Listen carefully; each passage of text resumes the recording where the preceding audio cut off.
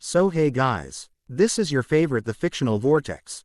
So in this video, we will see, what if Naruto was a king of all emperor dragons? But before we start, remember to subscribe and like this video. Now let's start. The night of October 10th, a disaster had befallen Konohagakure. Unaware and unprepared, the village was attacked by the Biju known as the Kyuubi. Known also as the nine-tailed fox. While many shinobi and kunoichi were putting their lives on the line to defend their home, panic was spreading throughout the ranks as the absence of their leader, the Yondaime Hokage. Meanwhile, in a chamber hidden away within the Hokage monument, Minato Namikaze was in the process of helping his wife with her delivery of their children. Minato was in a panic. Hearing the sound of his village being destroyed and feeling the Kyuubi's violent attacks throughout the chamber was worrying the young Kage. Weeks ago, Minato had delved into figuring out a way to subdue or destroy the Biju without endangering his wife. From past reports that he had studied and reviewed, a Jinchuriki was most vulnerable when giving birth. Though, in the end Nato wasn't successful in finding a solution that he liked. Sealing the beast was the only solution that he had been able to come up with, though the price of sealing the beast was condemning himself and the beast to the Shinigami and his children to carrying such a terrible burden. However, fate had decided otherwise. You are lucky mortal. Contracting me using the Shiki Fujin requires that you forfeit your soul and by extension, your life once the sealing is completed. However, removing you from this plane when your family still requires you who gave life to the one chosen. For this, I will pardon the requirement of taking your soul, but I will take something dear to not only you but those who are precious to you as compensation. Do not forget this mortal, the Shinigami ominously said, sealing the soul, yin and yang chakra of the Kyuubi into 3 of his 4 children, Narumi, Mito, and Menma respectively. After the sealing and confrontation with the Shinigami was over, the threat of the Kyuubi averted.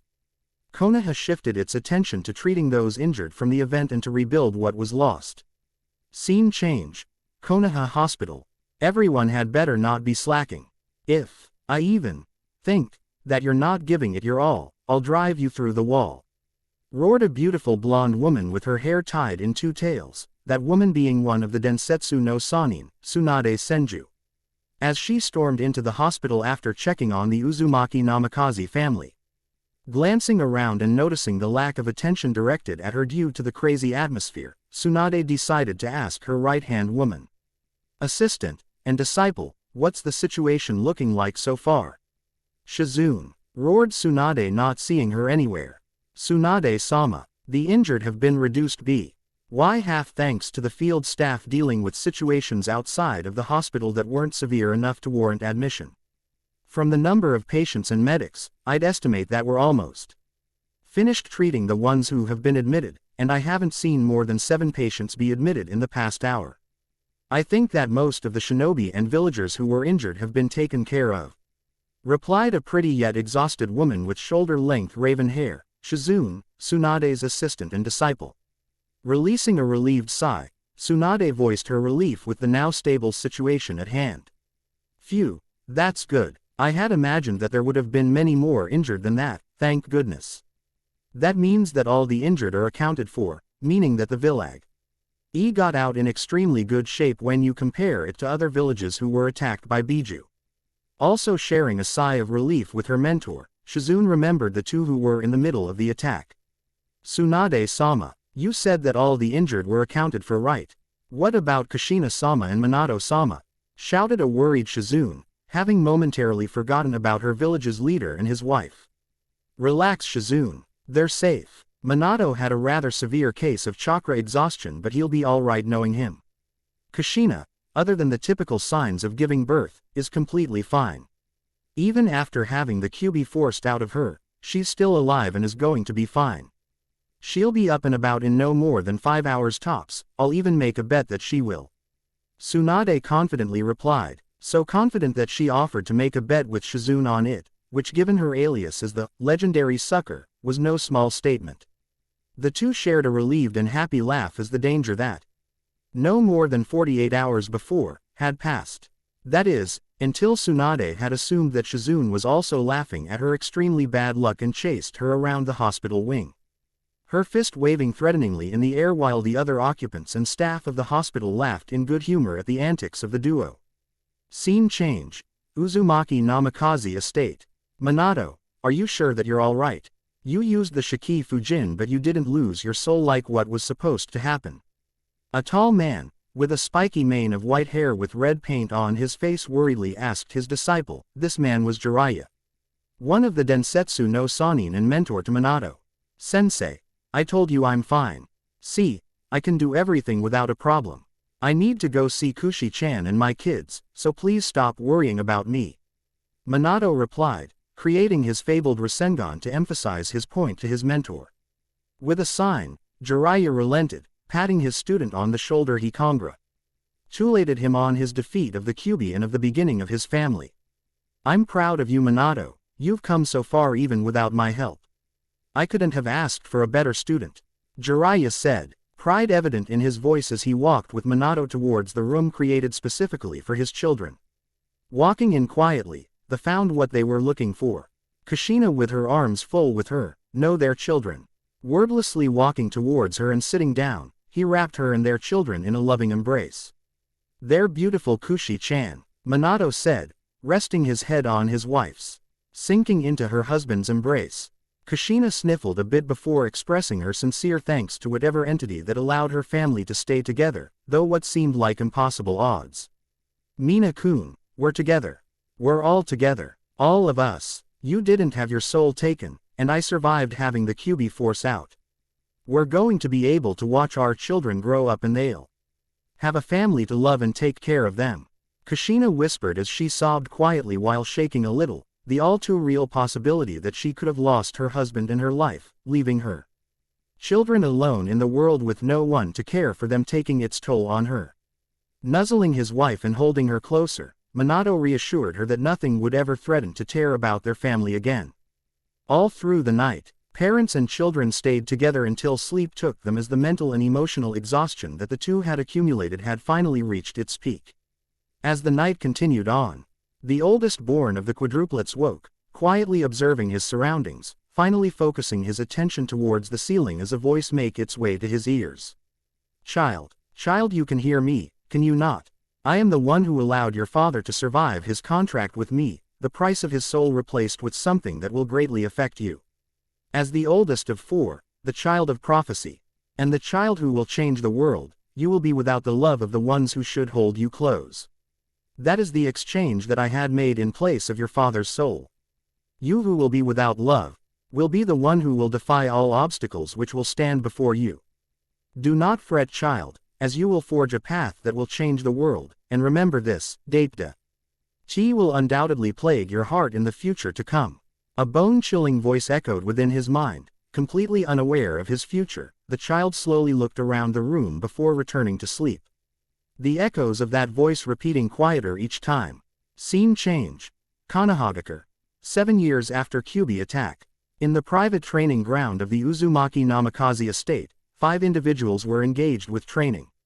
A boy with shaggy blonde hair with brilliant red-tinted tips with deep cerulean blue eyes, standing at around 4 feet high. This was Menma Uzumaki Namikaze, third born of the Uzumaki Namikaze family, who was chasing around his father Minato, as the two were laughing loudly.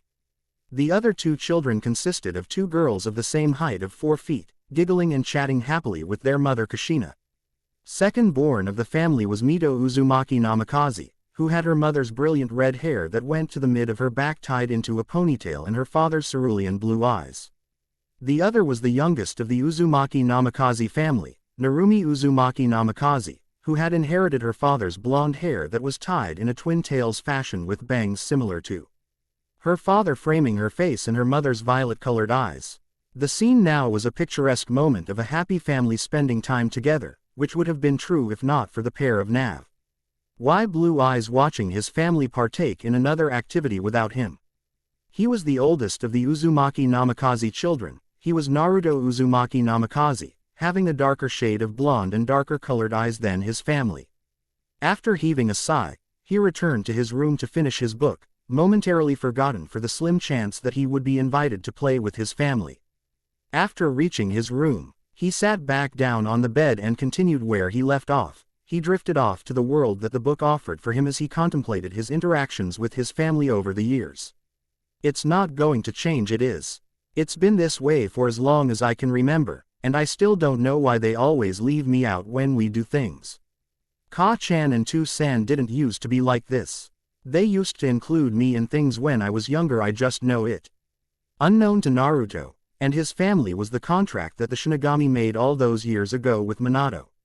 Instead of his soul, he took away the feelings of love that Minato, Kushina, and those who were close to the Uzumaki Namikaze had for Naruto, a twisted exchange that severed the bonds that he had with his parents and siblings and by extension, those associated with them. Though his parents did not neglect in terms of shelter, he had to learn to make his own meals and shop for clothes on his own. They did severely neglect him when it came to love.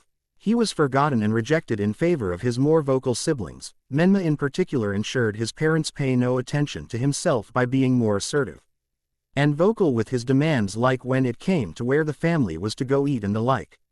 This divide was not limited to Menma. Narumi and Mito both stayed a distance away from their older brother like he was an outsider.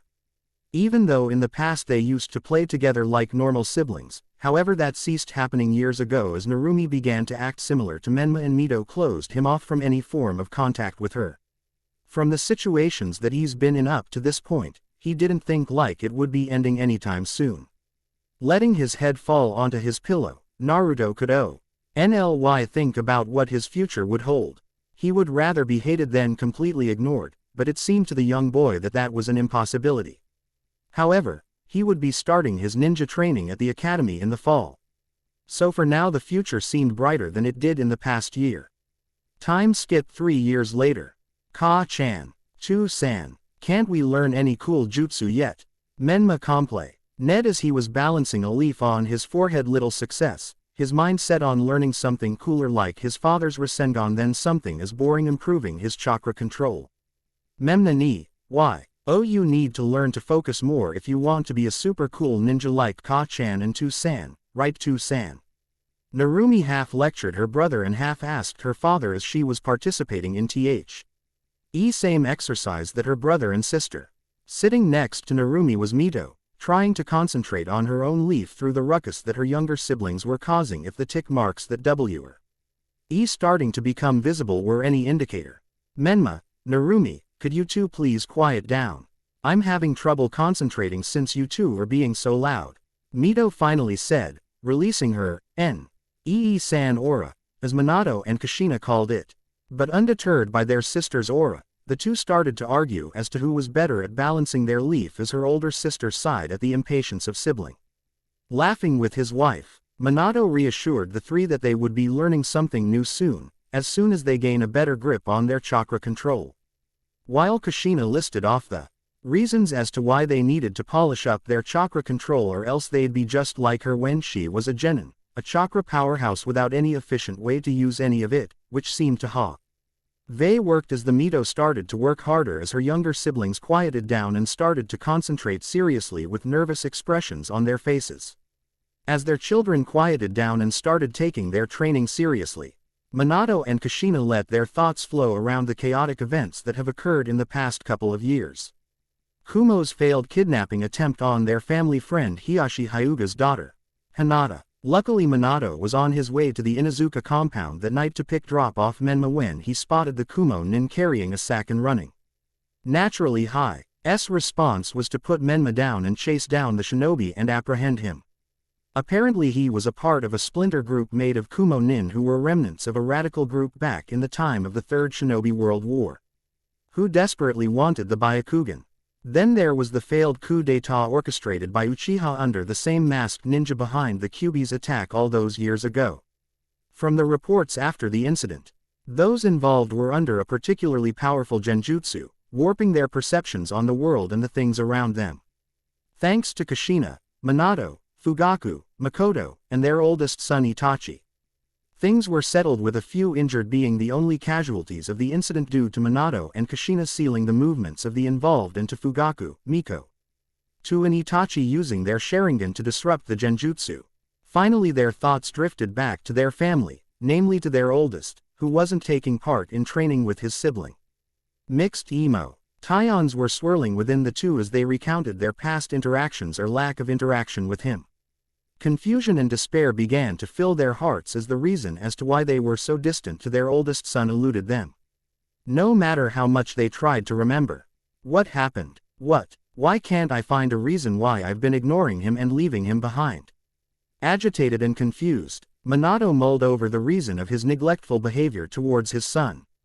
I want to be close to Naruto, but for some reason I can't open my heart to him and I can't help but feel as though that would put Mito, Menma, and Narumi in danger. Why is that? While her husband was beginning to question if he was being paranoid or not, Kushina began to think of her oldest as well. I've failed as a mother to Naru-chan, haven't I? I just can't open my heart to him for some reason. Whenever I try to get back into his life, it feels like something dark and cold enters my heart and I end up chickening out. What happened? Kushina began to feel as if a curse was placed on her to never love her oldest son, which was closer to the truth than truth wouldn't be known to her and her husband for a number of years. However, their thoughts were broken by a rather upset-looking Narumi. Chu-san, Ka-chan, Menma ni is being mean and cheating. He said that his leaf was balanced and when I looked he blew mine off my hand. Then he said that he won because of that. Cheerfully complained Narumi, holding her leaf in one hand while flailing her other arm in a comical fashion as Menma quickly defended himself. I did not. Narumi is making things up again. Chu-san, Ka-chan, ask Mito-ne. She'll tell you that I didn't do any of that. Right, Mito-ne? I did balance my leaf and when I told Narumi the wind just happened to blow right at that moment and it was while I was telling her, so it looked like I blew her leaf off her hand, which I didn't do. Menma said in his defense, looking fully at his older sister for her support in his claim. However, that was not to be this time around. Chu-san, Ka-chan, Menma did it. You know how he gets when he's in a contest, he'll do anything to win. Narumi was almost able to balance her leaf when Menma did that so he could win. Mito said, petting her sister on her head as Menma dropped his in defeat and embarrassment. Defeat Becca. He knew he had lost the argument and embarrassment because he knew he would be getting a lecture from his father and mother. Sighing to themselves, Kushina and Minato looked at each other before bursting out into laughter at the antics of their children. Seeing their parents laughing, Mito, Menma, and Narumi couldn't help but start laughing and giggling along with them. Though they were laughing together at the moment, Minato and Kushina couldn't help but feel guilty that there was a member of their family that had been forgotten and neglected. Scene change. Unknown forest, unknown location. On the other side of the village, there was a boy no older than 10 years old working on his own exercises under the supervision of an individual who looked no older than 20 years old. How was that, sensei? Asked the boy, wiping the sweat on his forehead off with a towel handed to him by his sensei. Well, what can I say? You're doing great, Naruto. However, you're still stiff in some of your movements. You know that to use my style of taijutsu you need to have power, fluidity, and speed. But don't worry too much about it, alright? You're only 10 years old, remember? Naruto's sensei replied in a laid-back tone of voice. He stood at roughly 6 feet tall, having a muscular yet lithe build with short raven-colored hair spiked up slightly with a stray stand hanging off of on the side in an electric blue eyes that held a twinkle of mischief. Though, instead of round pupils his looked reptilian in nature. This young man was a memory from the last Shinobi World War, working as a shinobi for the village hidden under the sun Taiyogakur that wished to remain neutral from the chaos that consumed the land, having no real military force due to being a rich agricultural village. Known during the war as Heaven's Catastrophe, due to his unnatural and terrifying mastery and control over wind, fire, and lightning. Ryuhei Shirokan had succeeded in his mission to protect Taiyogakur, inadvertently securing his title and page in the bingo books of various hidden villages due to decimating numerous parties that were attempting to take over Taiyogakur. Though only a few survivors were able to make it back to their respective main forces and recall what they had faced. From the reports, it appeared that they had faced a demon in a man's body. Though the correct way to say it would be a dragon in a man's body. Born the only son of Tatsuya Shirokan and Ayane Heidenko, Ryuhei was trained in taijutsu by his mother and kenjutsu by his father. Learning ninjutsu and genjutsu from both of his parents. and later signing his family's private summoning contract, which required finding a partner that matched his own style and personality.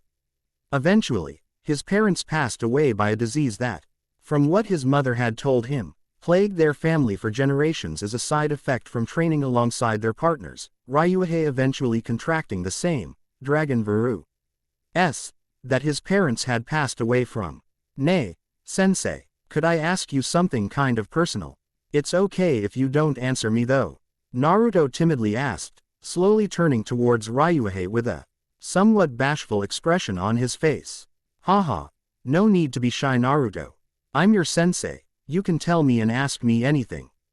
Unless it's about women. I have no idea what goes on inside of their heads, and from what I've seen and heard, it's really kind of scary. Ryuhei happily replied, though towards the end of his statement he made a mortified face from admitting his lack of knowledge concerning women to his young student. First making an embarrassed face, Naruto's face quickly turned a little serious with a hint of anger seeping in at his sensei's nonsensical reply concerning him asking about something personal. Sensei, I don't want to know any of that. And I don't care about that. I want to know why you won't go see someone so they can help cure you. Naruto barked out, finally having had enough of his sensei not taking his disease seriously after knowing about for so long. Wiping the mortified look off his face, Ryuhei's expression changed from surprised to solemn. Ah, that's what you wanted to ask about. I remember telling you that I wouldn't be able to be your sensei for very long when I started training you 3 years ago, guess you wouldn't have forgotten about that, huh? Well, Naruto, do you really want to know the reason why I don't take my disease seriously? Looking at his student straight in the eyes and asking his question, he saw his student flinch before he nodded his head slowly. Letting a smile come to his face, Ryuhei walked up to his precious student, put his hand on his head, and ruffled his hair, Naruto bowing his head slightly while his cheeks flushed pink in embarrassment and happiness. Well, Naruto, the reason is because I'm going to die no matter what happens, so why bother, you know? After hearing his sensei's reply, Naruto's head snapped immediately up, staring at his sensei with disbelief in his eyes. From disbelief, Naruto's eyes quickly shifted to anger and confusion. After removing his sensei's hand by grabbing his wrist, Naruto glared at him before yelling at his sensei. What do you mean? Why bother? You're going to die, Ryu-sensei. Don't act like you can't do something to cure yourself. You need to find a cure, sensei. After venting his anger at his sensei's dismissal of his disease, Naruto began to tear up and started sniffling slightly, whispering something that spoke volumes about the feelings in his heart. You can't die, Ryu-nichan. You can't leave me alone. I don't want to be alone again. I hate being alone. After speaking from his heart, Naruto was crying and sniffling at the thought of being alone in the world again. Ryuhei was the one who talked, played, praised, lectured, and trained him. He was the father figure that he had always wanted, and now Ryuhei could be at the Shinigami's door at any moment. The very thought of losing him terrified Naruto to no end. Smiling solemnly and once again putting his hand on his student's, he ruffled his hair gently. Naruto, you remember what I ate all those years ago when I met you for the first time? Flashback. Scene change. Unknown lake. Sitting on the shoreline of a small lake, boy around 7 years old was skipping rocks alone. His dark, blonde hair blowing gently by the breeze, his navy blue eyes filled with sadness and were red and puffy from crying, the tear streaks fresh on his face. His eyes were unfocused, indicating that his mind was somewhere else. Because of that, he didn't take notice of the person who had taken a seat right next to him until he saw another rock that didn't belong to him skip across the surface of the lake. Turning his head, he saw a large person wearing a tattered black cloak. Though he was afraid at first, he became terrified. Visual turned to face him and he saw their electric blue eyes staring into his navy blue ones. Though, that fear vanished once they turned away and skipped another rock. Confusion replaced fear, and timidly Naruto gathered the necessary courage to ask the stranger for an introduction. Hello. Who or why you? Naruto managed to squeak out, stuttering a bit as the fear returned. Turning back to face him, the stranger did something that Naruto did not expect. He laughed, judging from how deep the voice sounded. Haha, I was wondering when you'd do something. Though I was expecting the old scream and run, routine that most kids do when facing a stranger. Especially if that stranger is as scary as people say I am. Laughing after his answer, he pulled back the hood of his cloak to reveal a youthful face and an energetic smile to the boy, who in response smiled back albeit shyly. The name's Ryuhei Shirokin, but just call me Ryu. What's your name? The energetic smile on Ryuhei's face grew into a grin, and finally introducing himself he asked for Naruto's in return. Smiling back a little more, Naruto introduced himself and the two started talking and asking things about each other.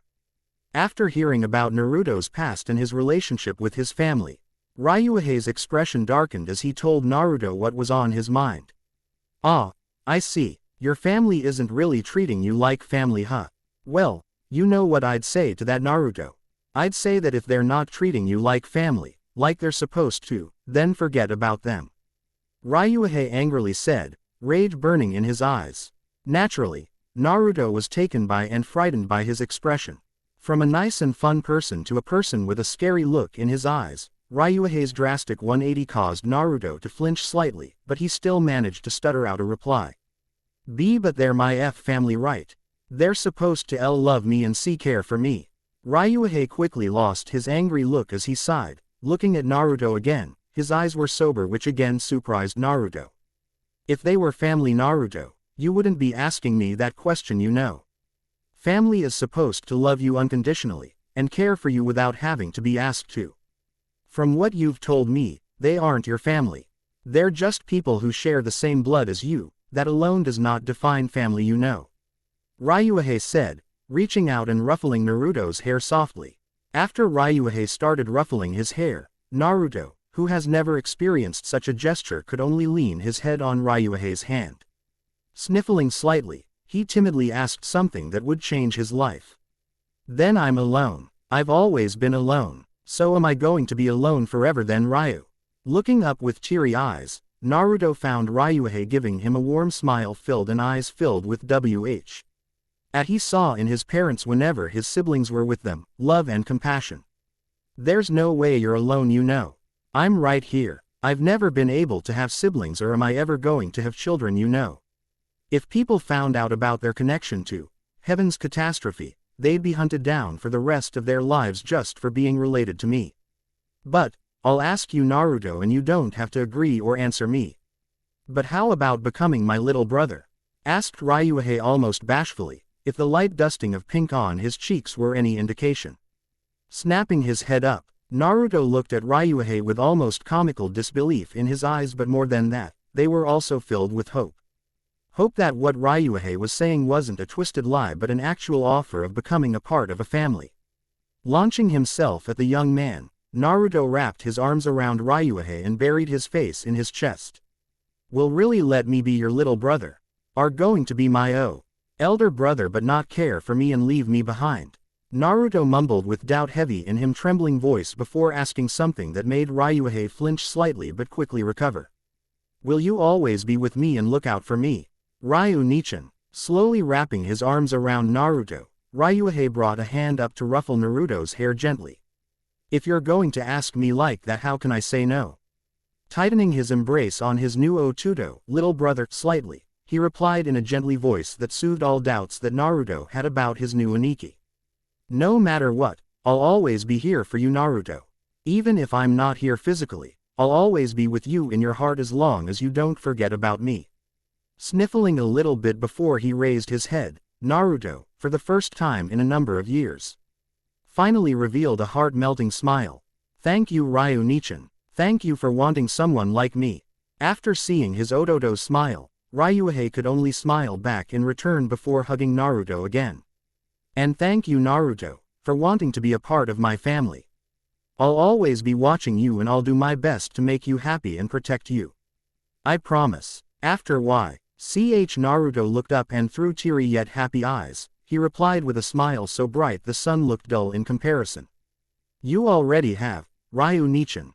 Flashback end. Sniffling and nodding his head, Naruto looked up at Ryuhei and repeated the words that he told him all those years ago after they made their bond as brothers. You said that you'll always be watching over me and that you'll always try to protect and make me happy. After repeating his older brother's words, Naruto received another round of head ruffling from Ryuhei. That's right, so don't be sad, alright. I'll always be in your heart as long as you never forget about me and the times where we laughed, cried, and enjoyed with each other, alright. And here, I have something for you. An anniversary present. It's been 3 years since we made that promise to each other, remember? Ryuhei said in a happy tone, handing Naruto a simple black and white scroll. Looking at his brother, then reaching timidly for the scroll, Naruto looked at it before voicing his curiosity. Ryu-ni, what's in here? It looks like a normal scroll. Is it another scroll for history or training exercises? Yeah, that scroll contains everything I've collected over the years, including my family's scrolls, various weapons including my personal ones, and other things that you'll have to find out yourself. Before giving his brother a smile and patting him on the head. But hey, we'll save that for next time, alright? Get home and we'll pick it up next time, alright?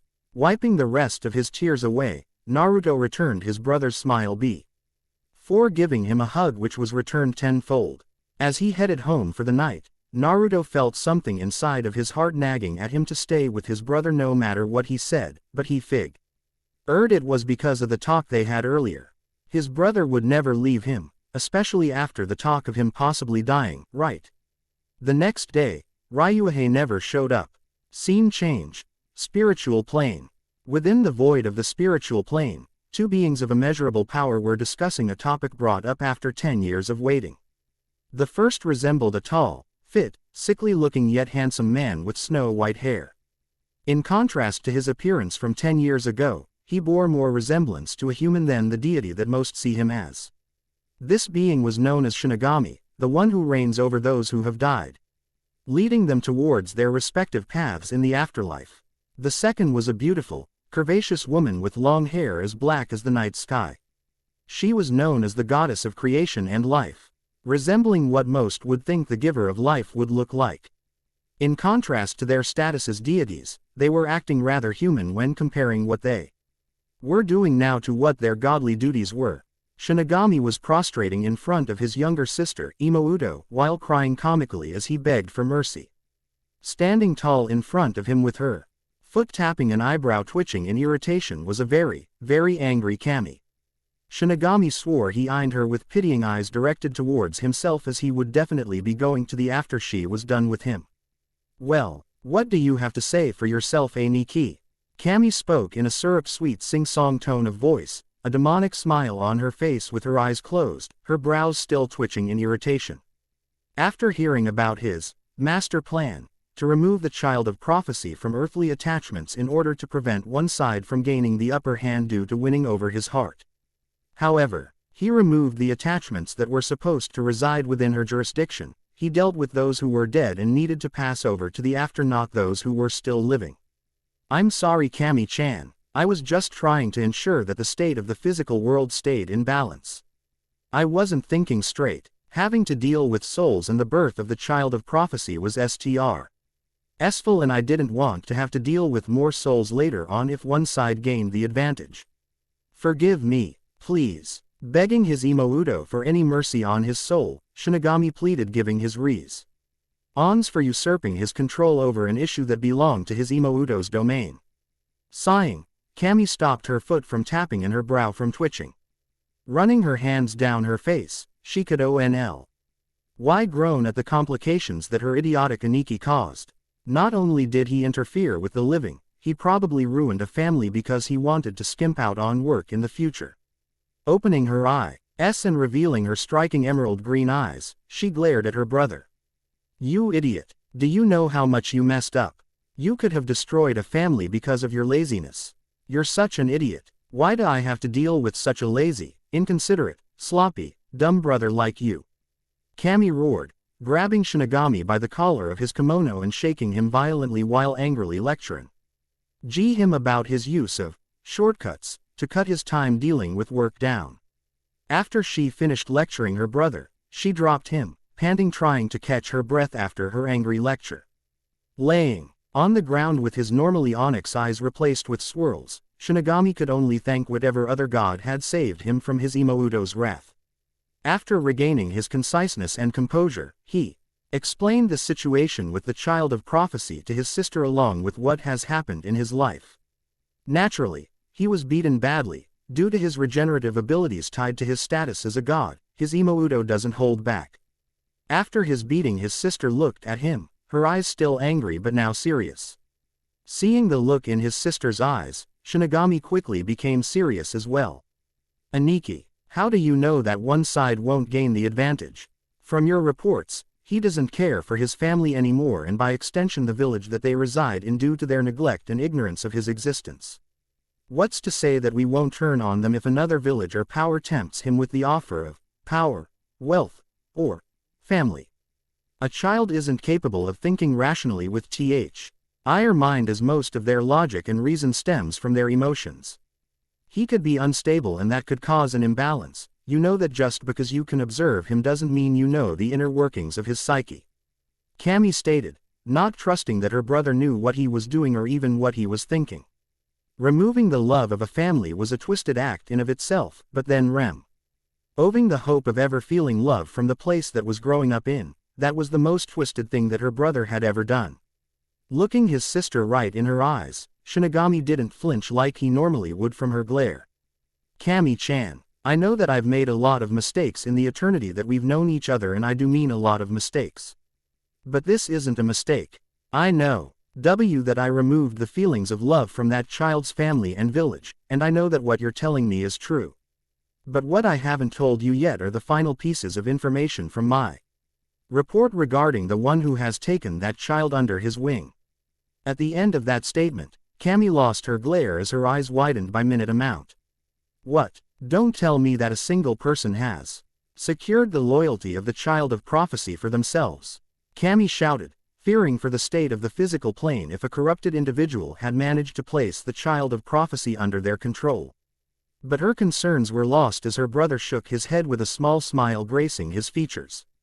No need to be concerned, my dear Imouto. The one who secured possibly the only position within that child's heart has passed on.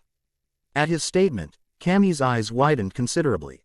Concern and fear evident in her voice, Cammy couldn't help but shout her question at her brother. Don't tell me that he's unstable now. There's no way that a child would remain sane having the only source of love ripped from them. But again, she was met with the same smile as before. Like I was saying, before you rudely interrupted me, Cammy-chan, Cammy had the decency to blush at her actions. The one who has shown that child love also made it known that he would be passing on into the after well before his time came.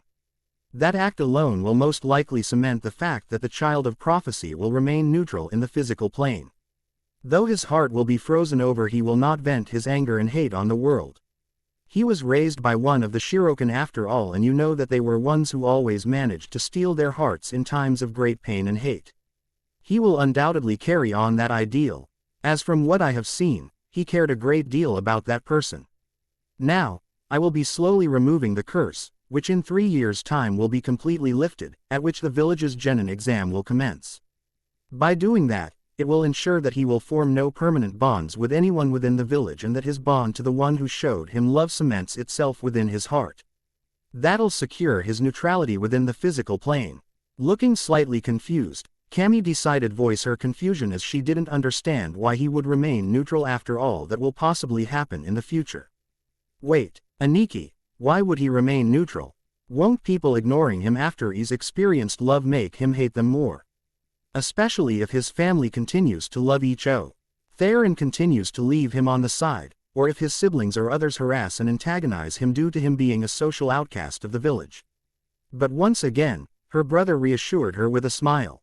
Don't worry, Cammy-chan, he won't give in to that hate. He was raised by his brother to have a strong and sturdy heart that can endure than a weak one which would give in to the hate. I assure you on my status as the one who reigns over death and as your older brother that he will not give in to the hate that the physical plane has. Trust your Aniki once in a while, all right, Shinigami confidently said, looking at his sister with confidence radiating in his eyes. Her brother's confidence eventually won her over as she accepted his plan. All right, Aniki, I'll trust you. Just don't do this kind of thing ever again without consulting me first, okay? Cammy bashfully told her brother. Chuckling, He wrapped his arm around his sister's neck and pulled her in, ruffling her hair as Cammy turning bright red with the sudden show of affection. However, her blissful moment of bonding with her brother was ruined. "Nay, Cammy-chan, why are you so red? Don't tell me that you're getting sick. Gods can't get sick, can we?" Her eyebrow started to twitch as her brother immediately started freaking out about gods catching mortal illnesses, until she finally snapped. Flushing red with anger, Cammy kicked her brother where the spiritual sun don't shine. Then she huffed and walked away as her brother collapsed to the ground, writhing in agony, clutching his blessings. HMPH, males are all stupid, human or god, Baka Aniki. Cammy angrily said the first part, but mumble face still slightly red with anger and embarrassment. Time skip 3 years later. Scene change. Konoha Academy. Konoha's Academy, AP. Lace for children to prepare for a career of being a shinobi or kunoichi to protect and serve their village. In the classroom being headed by Chunin, Iruka, Yumino and Mizuki were the next generation of potential ninja that would be united under the will of fire. In this particular class held the most notable students in the academy. Sitting in the front row was Menma Uzumaki Namikaze with his best friend Kiba Inuzuka, son of the Inuzuka clan head. Beside them were Menma's sisters, Mito and Narumi Uzumaki Namikaze with their best friends Yakumo Kurama and Hinata Hyuga. Next to them were the Uchiha twins Sasuke and Satsuki, their usual scowls present. Behind them in the second row were best friends Shikamaru Nara and Choji Akamichi, sons of the Nara and Akamichi clan heads respectively. Next to them sat Ino Yamanaka, daughter of the Yamanaka clan, and Sakura Haruno, the daughter of a renowned civilian family, best friends and rivals in love for the affection of 2 most popular boys in the class. Finally, in the last row of the room sat the quietest individuals of the class, Shino Aburame, son of the Aburame clan head. An aisle next to Shino sat Sai, a quiet and artistic individual with no known family. Lastly, next to the window in the back sat Naruto Uzumaki Namikaze, the oldest of the Uzumaki Namikaze siblings and the most distant. As Iruka and Mizuki called roll before getting ready for the genin exams. Everyone quieted down, some nervous, others excited for the exam to commence. The exam consisted of multiple parts, a written portion which covered basics in history and tactics, a physical portion which consisted of taijutsu sparring with an instructor and the use of kunai and shuriken, and lastly a ninjutsu portion which tested the proficiency of using the Academy 3 inches, the 3 being Henj no Jutsu, Bunshin no Jutsu, and Kawarimi no Jutsu, all of which were needed to be used successfully in order for an academy student to pass. However, there was an extra credit or replacement opportunity in which if the student performed a jutsu outside of those 3, which would replace the one that they had failed to do or add extra points to their exam, which could be the difference between becoming the Rookie of the Year. Seeing the looks of apprehension and excitement on his students' faces, Iruka couldn't help but smile and formally begin the exams. "All right, well, I know a lot of you are nervous and excited, so let's begin." After which, they started calling students to test. Overall, all of the students of this class had passed, with many exceeding the needed benchmark, which made Iruka a proud teacher. However, when it came to the oldest of the Uzumaki Namikaze, he couldn't help but feel a little guilty, having seen how far behind he was compared to his other students. He knew about the stigma that Naruto held, being the oldest child of the clan yet being the weakest. Iruka knew that he should have tried to help his student more, but he couldn't for some reason. He blamed it on the fact that it would have probably be seen as favoritism, and he didn't want that, but looking back, it probably would have been the right thing to do, despite what people would have said. Naruto was probably tied for dead last of the year, next to the children who weren't serious in becoming ninja. He managed to pass by the skin of his teeth on the written and physical exams, scoring usually 1 point over the failing threshold and landing his kunai and shuriken 1 over the needed amount to pass. Something about those results seemed strange to Iruka, but he brushed it off as mere coincidence. Snapping back to the present, Iruka found himself staring into the navy blue eyes of the very student he was thinking about. No matter how many times he saw it, the lack of life that should be in a student's, no child's eyes, were non-existent in his. Naruto's eyes were dull and didn't hold the twinkle or spark that other kids his age had, rather his eyes looked like they were neutral to the world. But he quickly regained his focus, and proceeded with the exam. Smiling widely, Iruka handed Naruto his headband with a congratulation in hand. "Congratulations Naruto, I know that you'll succeed out in the field."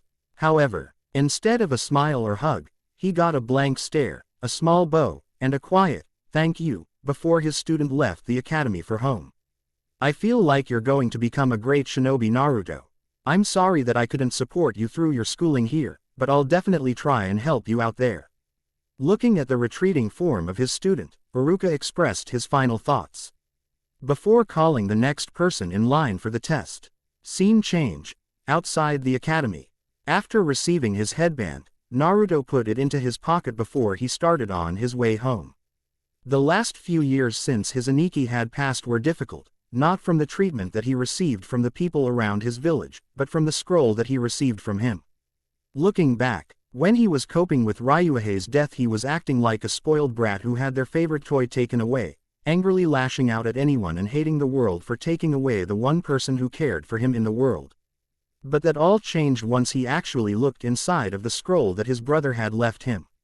Flashback start 2.5 years ago. Huddled on the same line that him and his brother were on when they first met, Naruto still couldn't get over the fact that his brother was gone, even after half a year of grieving. Why'd I always have to have something taken away from me? First it was my family's love and now Ryunichan. Why? Naruto was growing progressively more angry and hateful at this world who took away the only person who cared for him. And was about to do something regrettable that was until a scroll fell out of his backpack as he stood up. Looking down, he immediately recognized it as the last gift he had gotten. From both his brother and anyone in the past few years. He had forgotten about it, having never opened it after figuring out that he'd never see his brother again. Holding the scroll carefully, it unraveled it and saw a seal. Recognizing it as a simple storage seal, it released whatever was inside, which was a note. Reading it over, Naruto started to tear up, tightening his grip slightly and by extension crumpling the note a little. "Naruto, if you're reading this, then you probably know that I'm not going to be with you any longer. I'm sorry. I'm so sorry Naruto. I'm sorry that I won't get to see you graduate the academy. I'm sorry I won't get to celebrate your birthdays anymore with you. I'm sorry that I won't be able to embarrass you on a date with your girlfriend. I'm sorry that I'm such a horrible brother. I know that you'll probably never forgive me for leaving you behind, but know this, know that I'll always be looking out for you. Even now, I'm looking out for you. I know that you're upset, hurt, angry, sad, and 100 other things, but never give in to any of those negative emotions, Otudo. They only lead to pain and more hate. I know that you're stronger than that. I'm the one who did train you, remember? Naruto, inside this piece of paper is what I promised you on that day. It contains a large scroll which can only be opened by smearing you blood on it with a little bit of chakra, and it contains everything that I said it would. It has my life savings, down to the last Ryo sealed within. My family's techniques and secrets, my own techniques and secrets, the weapons that I've collected and my own swords.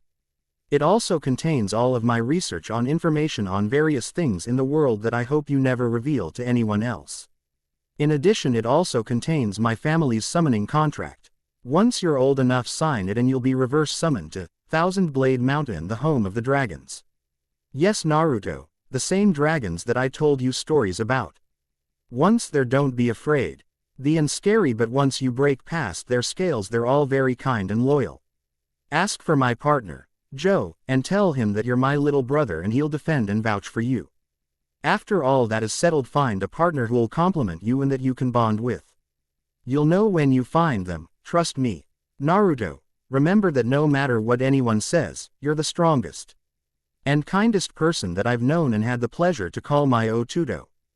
Don't give in to the hate that plagues this land, rise above it and prove that you have the blood of a dragon running through your veins. I've made a training schedule of Tai, Nin, Gen, Ken, Kin, and a little bit of Fuinjutsu for you for the next few years, along with training from the elders, until you too are N18, and I know that you'll be able to follow it and benefit from it. After that, I'm sure you'll have already mastered everything that I've to teach you. Lastly, find someone who you can relate to and get to know them. Find someone who you can trust without reason, and if possible, find happiness with someone, Naruto. I know that you'll make me proud, and that you'll become a great shinobi. So till we meet again in the afterlife Naruto, remember that I love you and that I'm always watching over you. By the end of the letter, Naruto was sobbing loudly, wiping his tears away with the sleeve of his jacket. After sobbing for over half an hour, Naruto made a promise to himself that he would follow what his brother asked him to do, to train and to hopefully find happiness. But as far as Naruto was concerned, becoming strong was the top priority on his list. The first thing he did was nick his thumb, smear his blood over the seal and begin training. Ryu Nichan, I will become strong, so that once we meet again, I'll be able to stand next to you as your brother. Flashback end. Sighing to himself, he could only be embarrassed that he acted like he did. His partner would be mortified if he ever found out. But once he got over Ryuhei's death, he began to notice things that started to unnerve him greatly. Over the past 2 years, he started to notice that people were starting to pay more attention to him. It originally started out small with people actually looking at him, instead of through him. That would have been fine, as he didn't really want anything to do with people as his only objective was to follow his training schedule. However, last year was when it got to the point where they started talking to him. Originally he wanted to ignore them like they had done to him, but he remembered that his brother asked him to be above hate, and doing that would undoubtedly cause people to hate him, so he settled for giving quick responses, which worked for quite some time. That is till his family started to try to talk to him. Menma was the same arrogant and obnoxious person Naruto remembered him to be. Mito and Narumi acted like nothing had ever come between them, talking to him in an overly familiar way which irritated him to no end, and his parents were the worst. They tried to coddle him like some child. They were a few years late for that, as he was already self-sufficient.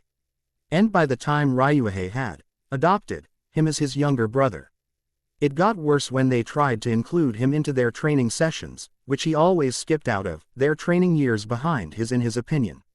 Though he desperately wanted to snap at them and demand the reason as to why they were suddenly acting like he always existed, he knew it would be waste of time. In the end, he treated them the same way he treated everyone else, distant and without any form of attachment.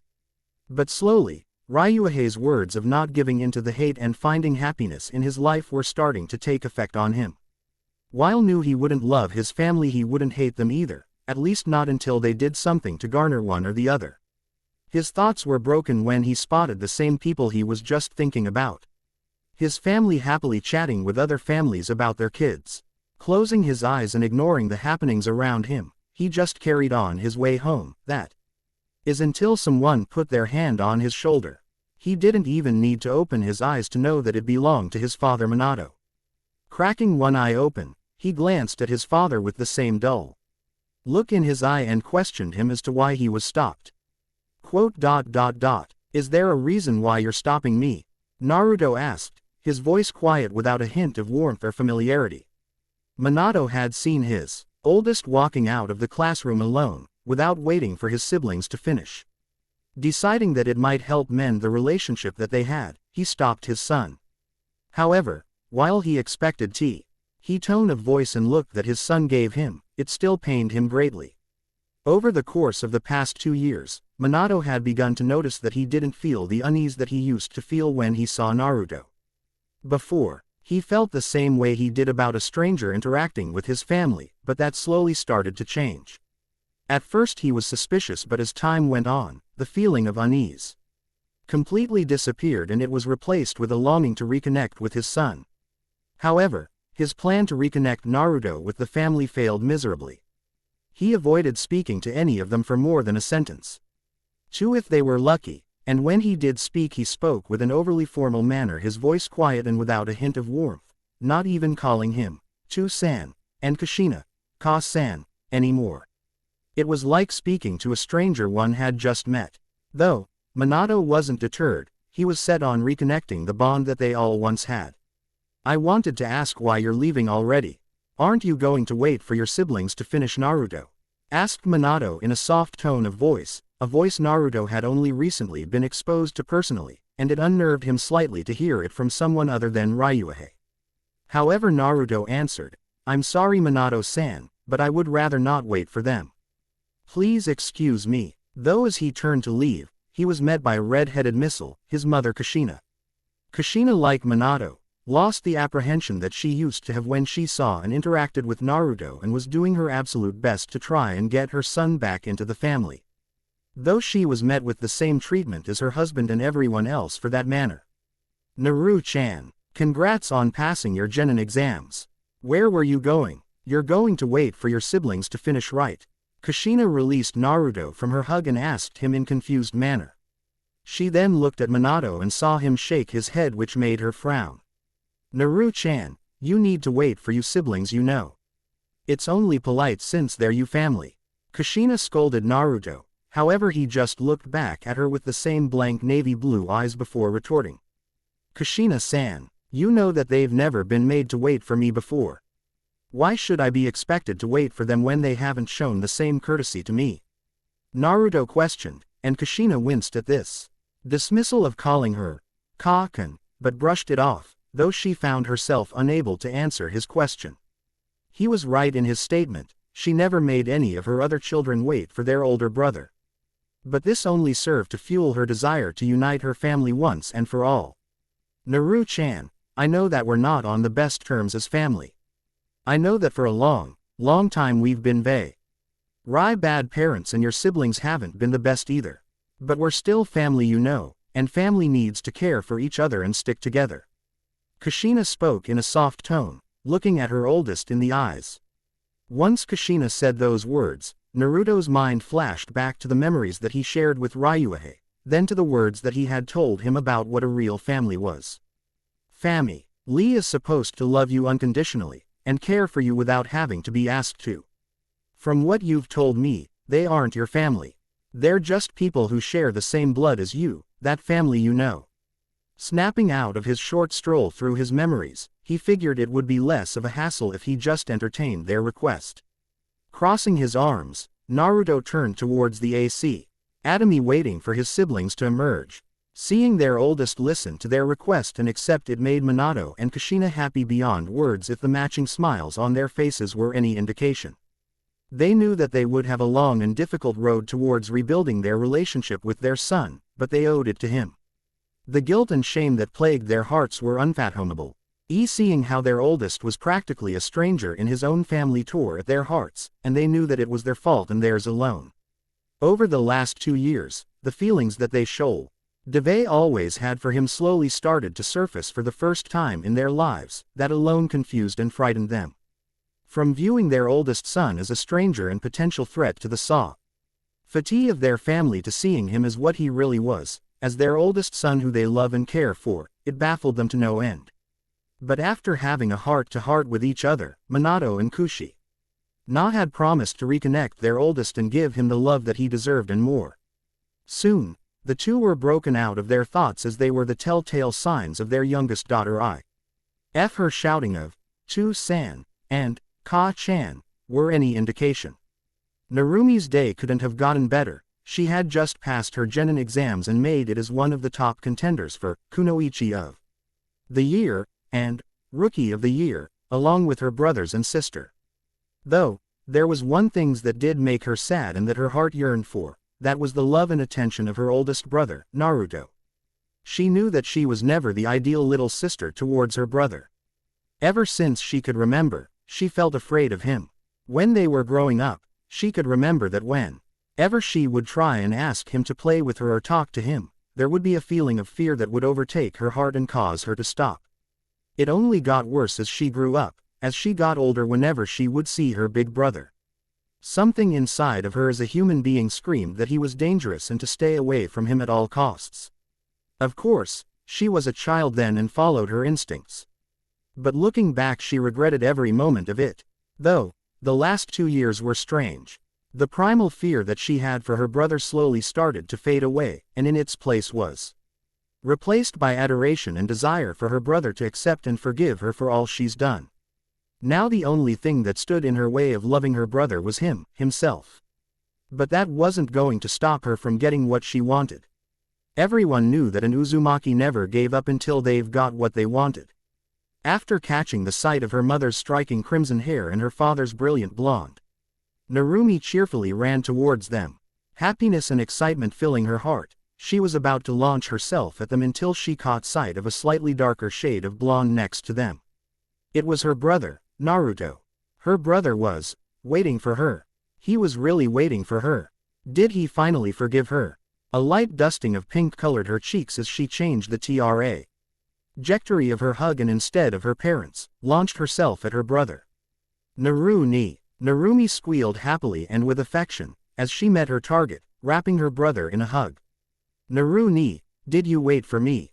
Did you really? I hope you didn't wait too long. I'm sorry if you did. I really am. Narumi fired off questions as to how long her brother had waited and if he did it especially for her. To say Naruto was uncomfortable would be putting it lightly. While he did expect to be greeted by his exuberant younger sister, he wasn't prepared to be glomped by her. Unless it was contact from sparring. He didn't do well with physical contact with others, he wasn't quite used to it yet. Slowly, he managed to detach the blonde from himself and was met with a pout in return. To answer your question, Narumi, I am waiting for all of you to finish. And no, I didn't wait long. Naruto replied in his usual deadpan voice. Though that didn't deter Narumi for long. After hugging and getting a congratulations from her parents, she went right back to Naruto and hugged his arm to her chest with a cherry smile on her face. Okay Narumi, wheel for Mito ne and Menma ni together then. Narumi chirped with a smile on her face. Much to Naruto's chagrin, Naruto could only sigh as his sister giggled as she tightened her grip on him. Off on the side, Minato and Kushina could only smile at the scene. Narumi always managed to ignore the cold and distant aura that Naruto had, and it always warmed their hearts to see their youngest able to breach the armor around their son's heart.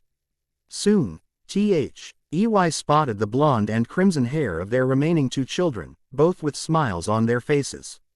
Menma was feeling like he was on top of the world. Not only did he destroy the Genin exam, he was sure that he'd be the one who'd become Rookie of the Year. However, his mood quickly rose as he saw his family waiting for him with smiles on their faces.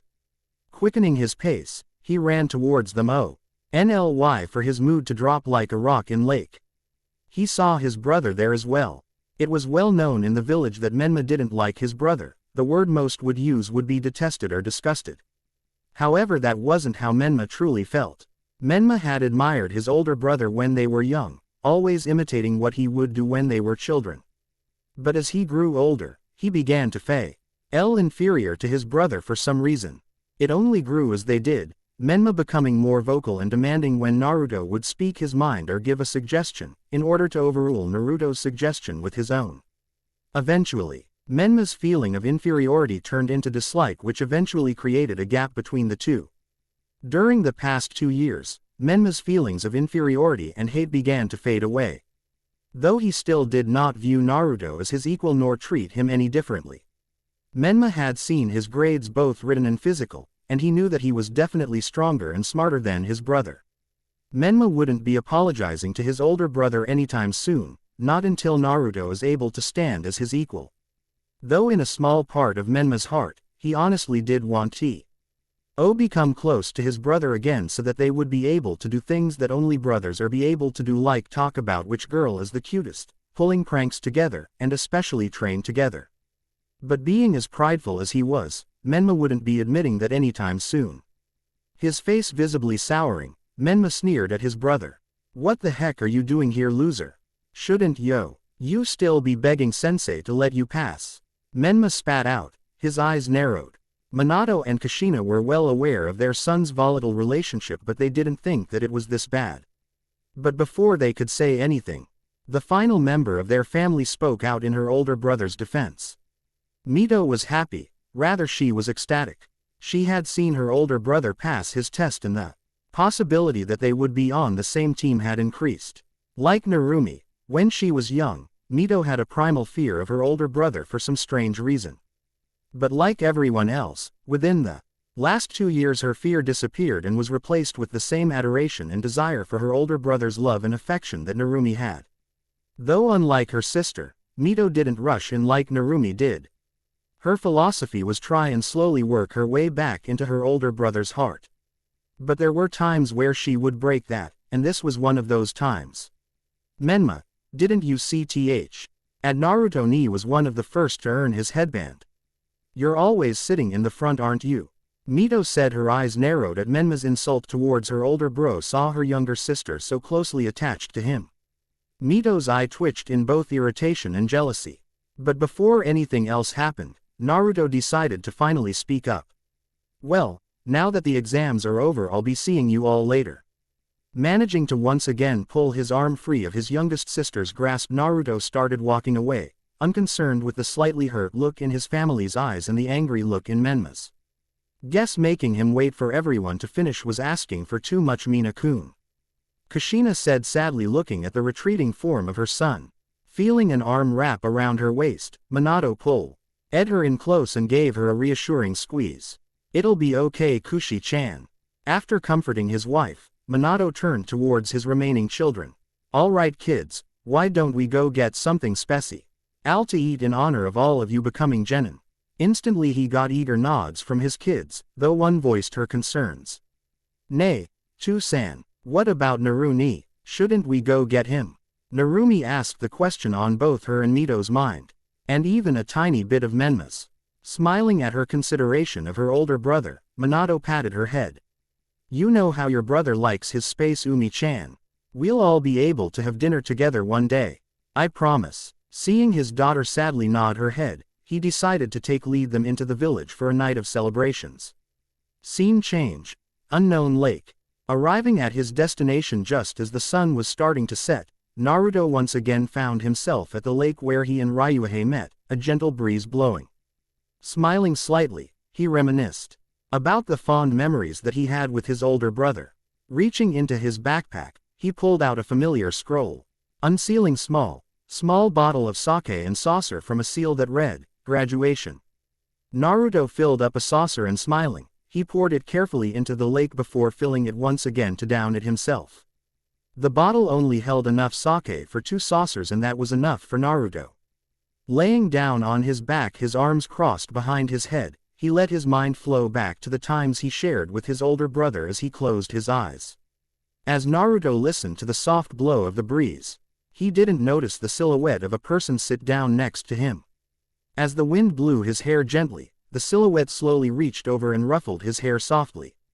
As he felt a very warm and familiar sensation, Naruto slowly descended to the world of sleep. As his mind slowed, the ambient noises of the wind quieted to nothingness, he caught a voice in the wind. Naruto fell asleep, never noticing the tears that were falling down his face and the small smile on his lips. Congratulations, O Tudo. Scene change. Hokage's office. Inside the office of the Hokage, 2 figures could be seen discussing a topic that was on the minds of everyone who were associated with the newly graduated genin, that topic being the teams that they would be placed on. Heading the meeting was, of course, Minato. Being the Hokage, he had the final word as to who was on what team with which instructor. Given a record of each individual genin, listing their strengths, weaknesses, special attributes, and other notable traits. The second was the final of the Densetsu no Sannin, Orochimaru. Orochimaru was once considered a traitor, having been arrested after suspicion about what went on in the lab that he operated. Having no doubts about his innocence, he willingly let the Anbu squad led by Minato and Jiraiya search his lab. However, what he didn't expect was to be attacked by his best friend N.D. Minato, then have suppression seals put on him. At first he was outraged, demanding why he was being arrested, but soon that anger turned into shock as he saw what was inside of his lab. His lab, normally spotless and sterile, was covered in blood and gore. At first, he thought it was a genjutsu that someone had placed on him, but after futilely trying to release it, he knew that it wasn't an illusion. After he was taken to Ibiki Morino for interrogation. Though, after he asked that they have Inochi Yamanaka to prove his innocence by reviewing the past few hours of his life, they apologized and released the seals on him. During the interrogation, they had found that it his second apprentice Kabuto who had framed him.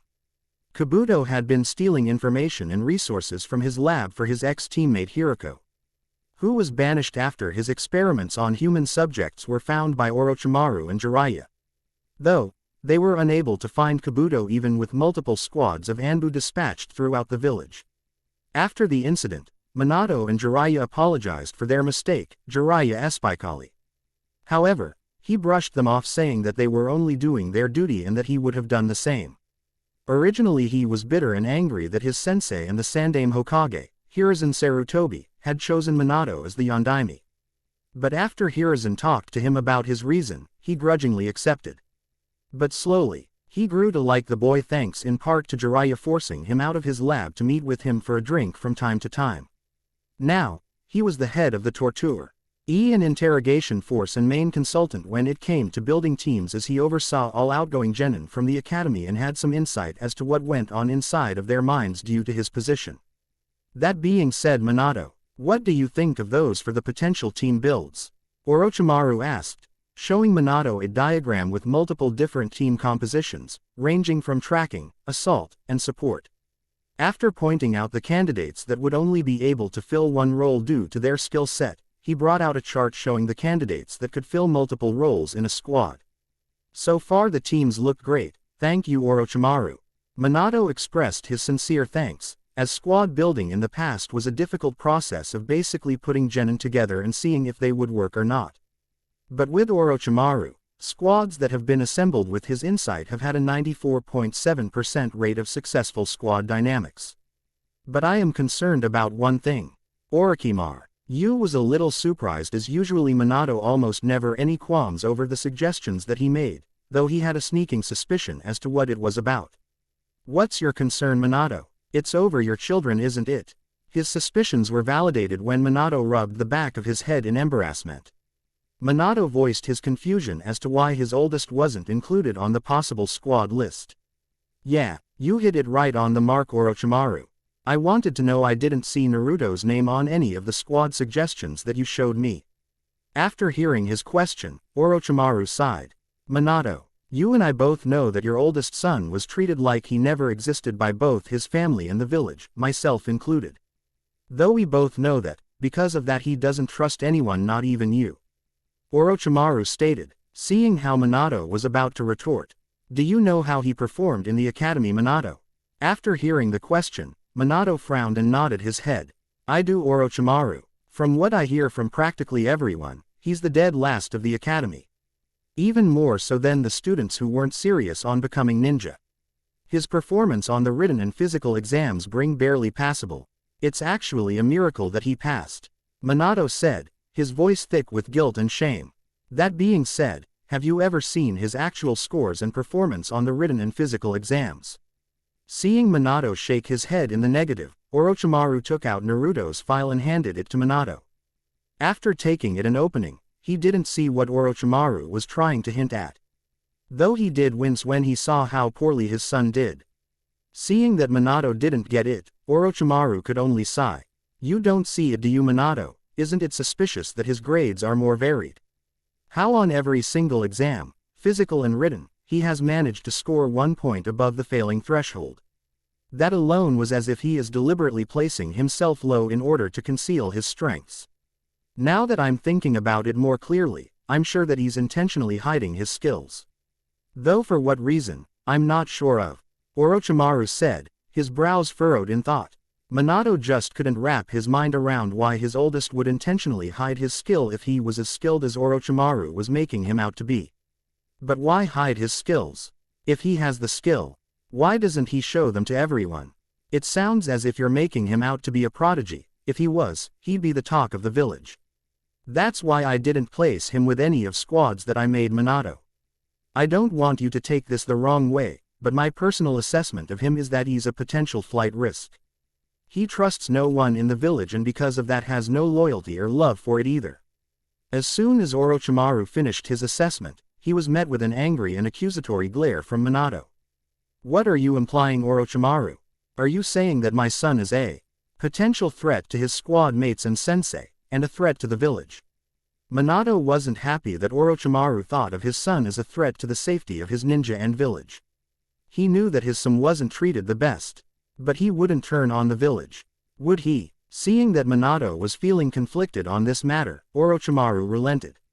Minato, I'll assign Naruto to a squad on the condition that my apprentice be his sensei. Not only because I trust her and you trust me, but she's one of the only people in the village that would be able to assess his mental state from observation alone. The only others being myself, Jiraiya, Tsunade, Ibiki, and Shizune. But I don't think that they should be removed from their posts for one genin, even if that genin is possibly unstable and your son. Minato thought about the situation deeply. On one hand he wanted to trust his instincts that his son wasn't a threat, but considering that Orochimaru said about him trusting no one was undoubtedly true, eventually. He had to place his village over his son as much as it pained him to do so. Alright Orochimaru, let's go with your plan. I'll trust that Anko won't be too. Anko, right. Seeing Orochimaru's wry smile in return, he could only hope that his son doesn't get pushed to the edge by his sensei. Well, now that we have that settled, let's rebuild the squads then. Starting WITH the ones who have the most flexibility in regards to possible positions. As he brought out a rooster and proceeded to highlight and circle prime individuals. Scene change. Naruto's training ground. Back in the area that he and Ryuhei had first met, Naruto was going over his plan for the future. Having become a genin, he had also become an adult in the world. His first order of business was to move out of the compound that his family lived in, and find his own place to call home. The second regarded a much more serious topic, the being the dead last facade that he had built up over the past 4 years. It had worked as he intended in getting people to underestimate him, even if he was the son of the Hokage. But the problem now lied in whether or not he actually started to act seriously. Making such a large jump in skill would definitely raise alarms with everyone that knew him, especially his family, but considering no one ever paid attention to him, he could just write it off as high. Not trying because it wouldn't be worth the effort.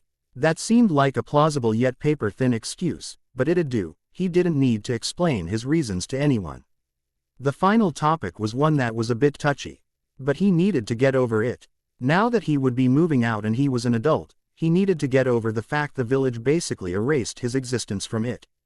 While he wasn't going to betray the village or curse it, he wouldn't love it. It'd be just a place where he ate, slept, and worked for. The same would be applied to the people of the village. He'd act professionally with his teammates, his sensei, the merchants, villagers, other ninja, and his family. He wasn't going to let anywhere near his heart ever again. He'd pardon their past transgressions, but that'd be it. His plan set, he headed towards his soon-to-be ex-home. Time skip. 1 week later. Scene change. Konoha Academy, Iruka's classroom. Seeing the uncontained energy and excitement of his students, Iruka could only smile at them. Until they were ignoring the fact that the bell had rung. Alright everyone, sit down and quiet. Implementing his village-renowned Kyoto no Jutsu, his students immediately quieted down and finally focused their attention to him. Good, now that I have your attention, I'll be naming the squads that the Hokage has assigned you to. Starting with the students with limited skill sets. The squad list slowly approached the rounded genin. Team 7 will consist of Menma, Mito and Narumi Uzumaki Namikaze. Your sensei Kakashi Hatake. At that moment, many groans and complaint rang out about the newly dubbed strongest team, Team Hokage's kids. Most were about the loss of their crush to be on their team. Though the genin involved only let their heads pound the desk, the unfortunate luck of having to stick with and deal with their siblings even when out on missions, and of having to deal with their perverted and habitually late older brother figure. After quieting down the class once more, Iruka continued. Team 8 will consist of Hinata Hyuga, Kiba Inuzuka, and Shino Aburame. Your sensei, Kurenai Yuhi. Team 9 is still active. Team 10 will consist of Ino Yamanaka, Shikamaru Nara, and Choji Akamichi. Your sensei, Asuma Sarutobi. At that, Ino practically broke the desk she was at when her head slammed onto it. Crying about how she was put on the worst possible team. While behind her Shikamaru muttered a quiet, Mendokuse. His eye twitching slightly at the rude behavior of his student, Iruka could only sigh before continuing. Team 11 will consist of Sasuke Uchiha, Sakura Haruno, and Sai.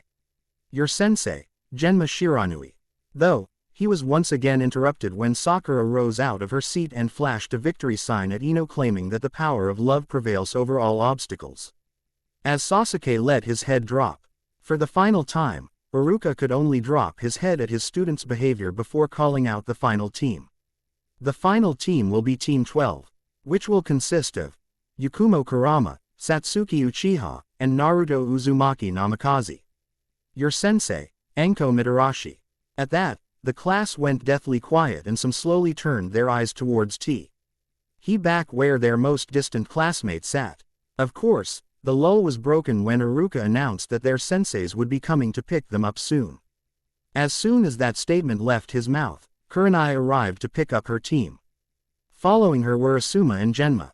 Left in the room were Team 7 and 12, Team 7 already knowing that they had a long wait ahead of them. After half an hour, the window flew open, followed by a kunai attached to a banner that read, "The great and sexy Anko Mitarashi has arrived," as a smoke bomb went off. Out of the smoke emerged Anko wearing her signature grin and glint in her eyes. Seeing the disbelief in the eyes of the genin, she couldn't help but snicker at them. "Well, which of you brats belong to me? If you're a part of my team, then we're meeting at training ground 12 in 15 minutes. Don't be late or I'll hunt you down. On second thought, please be late. It'll make things more fun for me." Yane. After saying her part, she jumped out the window. After processing what just happened, Naruto let out a sigh as he stood up and walked out the door towards the training ground. Seeing their teammate leave, Satsuki and Yakumo followed him out the door, leaving Team 7 behind. Scene change. Training ground 12. Arriving with 3 minutes left to spare, Naruto, Satsuki, and Yakumo stood awkwardly as they waited for their sensei to arrive. But they didn't have to wait long, as a pouting Anko dropped from the tree that they were standing under. "You brats are no fun, more interesting and fun if I had to find and drag you here. But oh well, why don't we get to know each other?" Anko happily said, but instead of a quick response she got blank stares. But that was quickly broken when Yakumo raised her hand to ask a question. Anko-sensei, could you begin? I don't think that we know the proper way to introduce ourselves." Yakumo asked, unsure on how to break the ice with her new team. But her concerns were eliminated as her sensei gave a grin and started things off. "Well, I'm Anko Mitarashi, as you all know. My likes are snakes, Orochimaru-sensei, my best friend Kurenai, dango, poison, sharp things, and reading. My hate perverts, rapists, people who act like they're superior to others, bad dango, and a boring book. My hobbies are working at the T&I division and hanging out with my friends. And my goal is to one day surpass Orochimaru-sensei as his apprentice. Now that I'm done, why don't you go next since you asked?" After her introduction, Anko turned towards Yakumo and decided that she was the next one to introduce herself. "I'm Yakumo Kurama, nice to meet all of you. My likes are reading, training with my tutor Kurenai-sensei, reading, mochi and being with my family. I also hate perverts, rapists, people who mock others for stupid reasons or reasons outside of their control, and people who look down on genjutsu users. My hobbies are cooking, gardening, flower arranging and training. My goal is to repay Minato and Kushina-sama for sealing off the Edo and giving me back my life, and to surpass Kurenai-sensei as a genjutsu master," Yakumo stated with a small fire burning in her eyes towards the end. After her introduction, Anko pointed towards the scowling Satsuki. "Nice to meet you, Yakumo-chan. So you're the one that Nai-chan always talks about, huh? Why don't you go next, Miss Sunshine?" As Yakumo blushed slightly, Satsuki growled at Anko and received a grin in return. "I'm Satsuki Uchiha. My likes are training, reading, cooking and gardening. I hate perverts, rapists, weaklings, useless people, and people who break their promises. My hobbies are pretty much the same as my likes. And my goal is to surpass my brother Itachi as a ninja and my mother as a woman," Satsuki said in her usual snarky tone, though it turned surprisingly bashful when she mentioned surpassing her mother as a woman. Smirking at her, Anko finally pointed to the only male member of the squad and gestured him to begin. "All right, well, the ladies are done, so why don't you introduce yourself, Blondie?" Half expecting a twitching of the eyebrows or a glare, Anko was a little surprised when all she received was a blank stare from Naruto. "My name is Naruto Uzumaki Namikaze. I don't have many likes, though one is ramen. I don't have many dislikes either, though most of them are shared between us like perverts and rapists. My hobby is training. As for my goal is to make someone proud of me." Introducing himself in his usual deadpan, Naruto finished his introduction. Though, his goal caused quite a stir within his squad. All of them knew that he had no bonds to speak of, so this person he wanted to make proud had to have been someone special. And who would that be? Blondie? Very curious, Anko asked the obvious question. However, she was met with his patented blank stare once more, followed by, "It doesn't concern you." Which irked her a lot, but instead of acting on it now, she decided it was a good time to let our genin know about the test that they would be given. Well, now that most of us have introduced ourselves, she shot Naruto a look. You're still not truly genin of the leaf yet. You all still have nay more tests that you need to get through before you're field ready.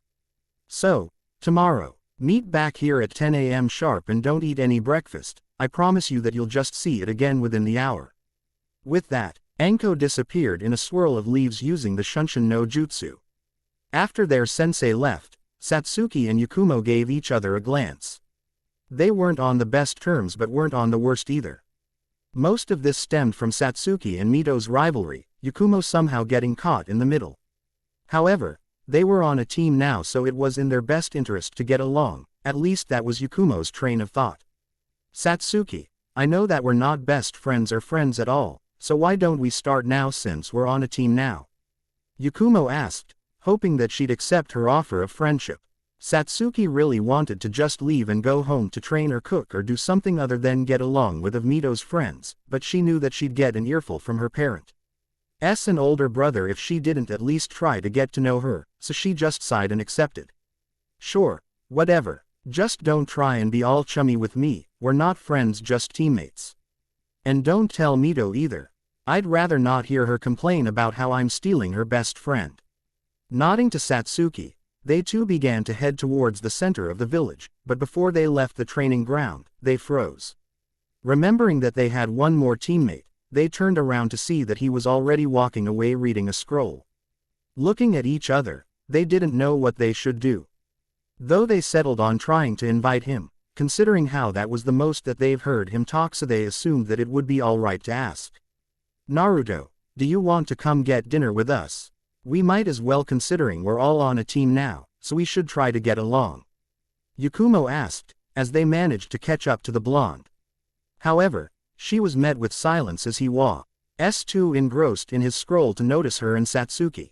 While Yakumo was a little amused, having had moments where she also tuned out the world when reading, Satsuki didn't take being ignored too kindly. Growling while she stomped towards him, she grabbed his shoulder and forced him to stop. Naruto was almost finished with the scroll that the elders had given him when he felt a hand on his shoulder.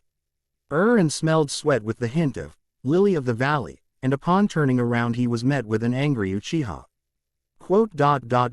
Is there something that I can help you with, Satsuki-san? Naruto asked, wondering why the usually brooding and scowling girl stopped him. Are you weak and deaf? We've been trying to get your attention for the past minute. Kami, why did I have to be paired with you out of all of the other Uzumaki Namikaze? Menma would have been better, I'd even settle for Mito. As Satsuki went on a tangent, Naruto could only stare at her blankly, as Yakumo sighed beside her. Having had enough of her rambling, Naruto poked her on the forehead similar to how he had seen her older brother do, and the reaction was almost instantaneous as she snapped out of her rambling immediately. What are you doing, you idiot? Just don't touch me whenever you feel like it, you pervert. Satsuki shouted, her cheeks tinged red with embarrassment and anger. It was then that Yakumo decided to step in. Things got even more complicated than they already were. Naruto, Satsuki and I wanted to know if you wanted to get dinner together to celebrate our new status as a team and to get to know each other better. So will you come with us? Yakumo asked politely, hoping that he'd accept their offer. They got their answer when the scroll he was reading disappeared in a puff of smoke and he stared at them with his ever-blank eyes. You two have a point, we might as well get to know our strengths and weaknesses. Knowing how we can complement each other could greatly benefit us in the future, including on the test tomorrow. Naruto stated, and from the stunned expressions on his teammates' faces, they weren't exactly thinking on the same terms. After that, a blank-faced Naruto, a wryly laughing Yakumo, and a scowling pink-faced Satsuki enter a popular barbecue restaurant to get to know each other better. For the better portion of the night, there were laughs heard from the booth as the trio Yakumo and Satsuki exchanged stories from their past while Naruto Chusei didn't have many fond memories that he was willing to share, though he did share a story about an incident he was involved in that included a corrupt merchant, bees, honey, ants, paint, a bikini, and cameraman. He didn't expect the normally brooding and scowling Satsuki to burst out laughing and snorting as tears began to fall from her eyes, or the reserved and polite Yakumo to laugh so much that she started crying with her sides hurting. The night ended with the three parting ways, Yakumo and Satsuki in better moods and a small smile gracing their faces. Scene change. Uzumaki Namikaze compound. As he walked through the front door, he was greeted by the sight of his family chatting and eating dinner happily amongst each other. Though he was used to the sight, it still caused a dull ache in his heart. As he was quietly making his way upstairs towards his room, he was spotted by his more expressive sister before he could make it up the stairs. As Narumi was happily chatting with her family about her new team, though her brother and sister lacked the same enthusiasm she had, she spotted a familiar mop of blonde hair, and her night instantly brightened up even more. Standing up on her chair, which Kushina instantly started scolding her, she called out to him. "Naru-ni, where have you been? Why are you home so late? Come down here and have dinner with us." As soon as those words left her mouth, the rest of her family's heads snapped to where she was looking. But she never got a response as they eared the door to his room being closed softly. Knowing that her brother wasn't going to be joining them, Narumi sank back into her chair and slowly continued to eat, sad and hurt by his indifference. While Narumi quieted down, Mito continued looking where she had seen her brother with longing in her eyes before she went back to her meal quieter than before.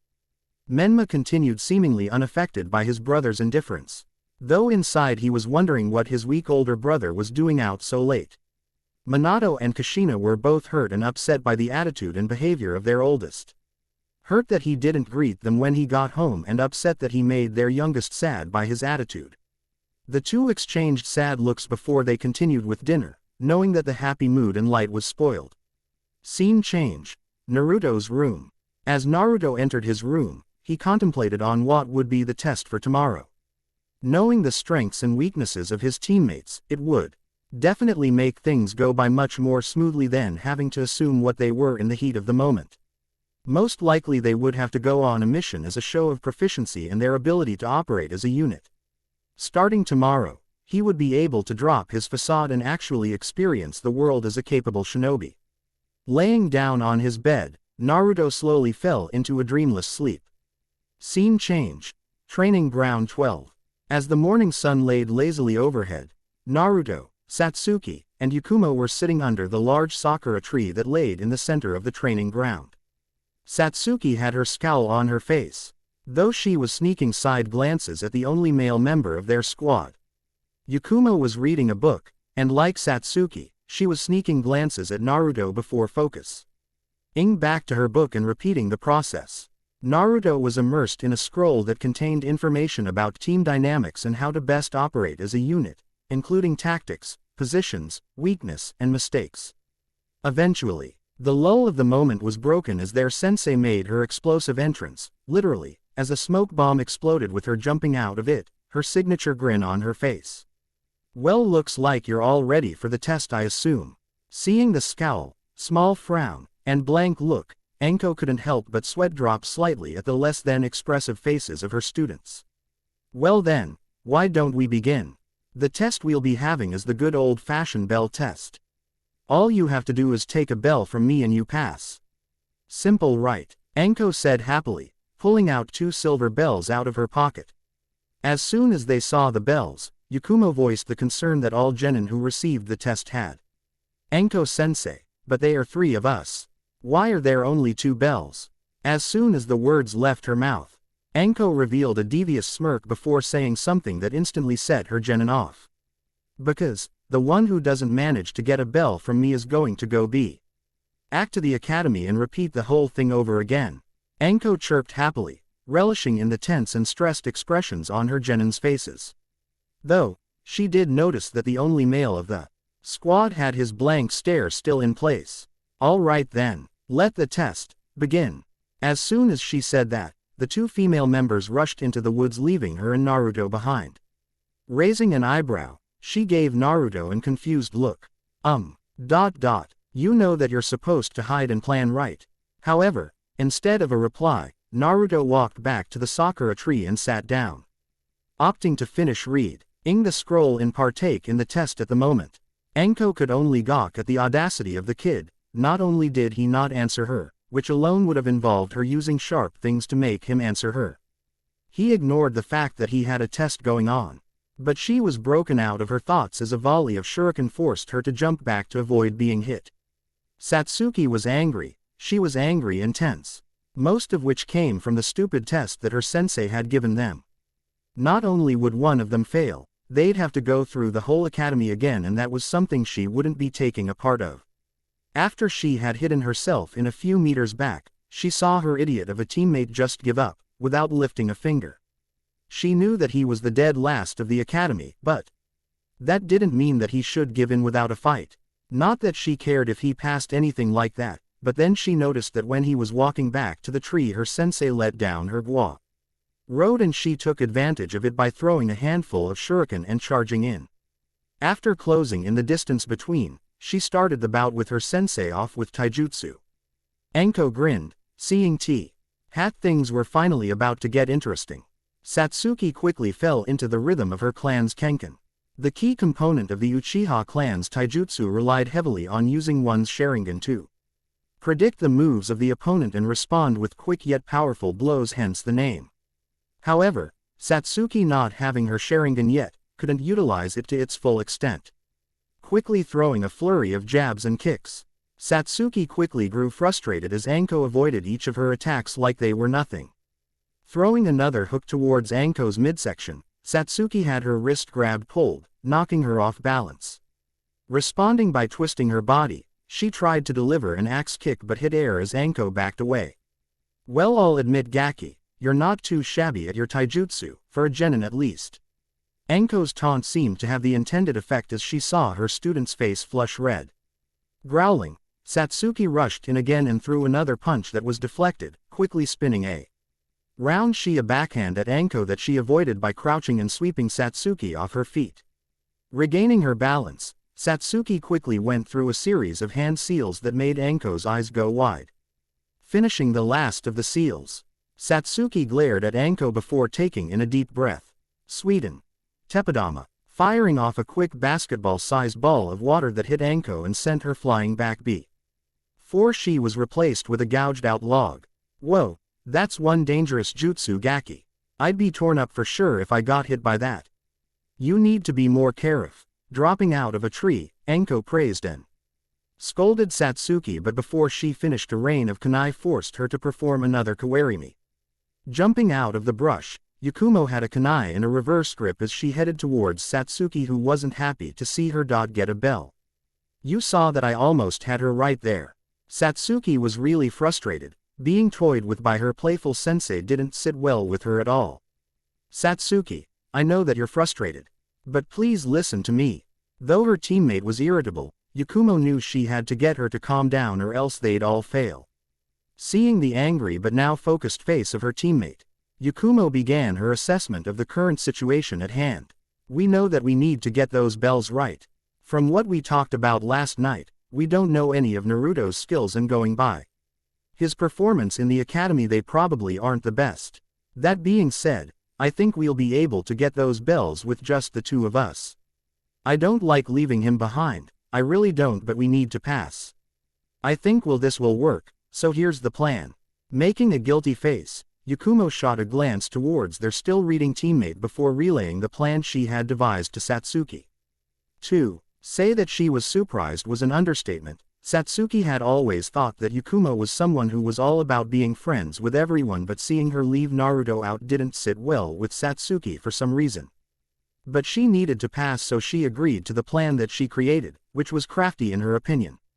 Seeing that her two students were finished with their group huddle, Anko walked out of the brush with her grin still in place.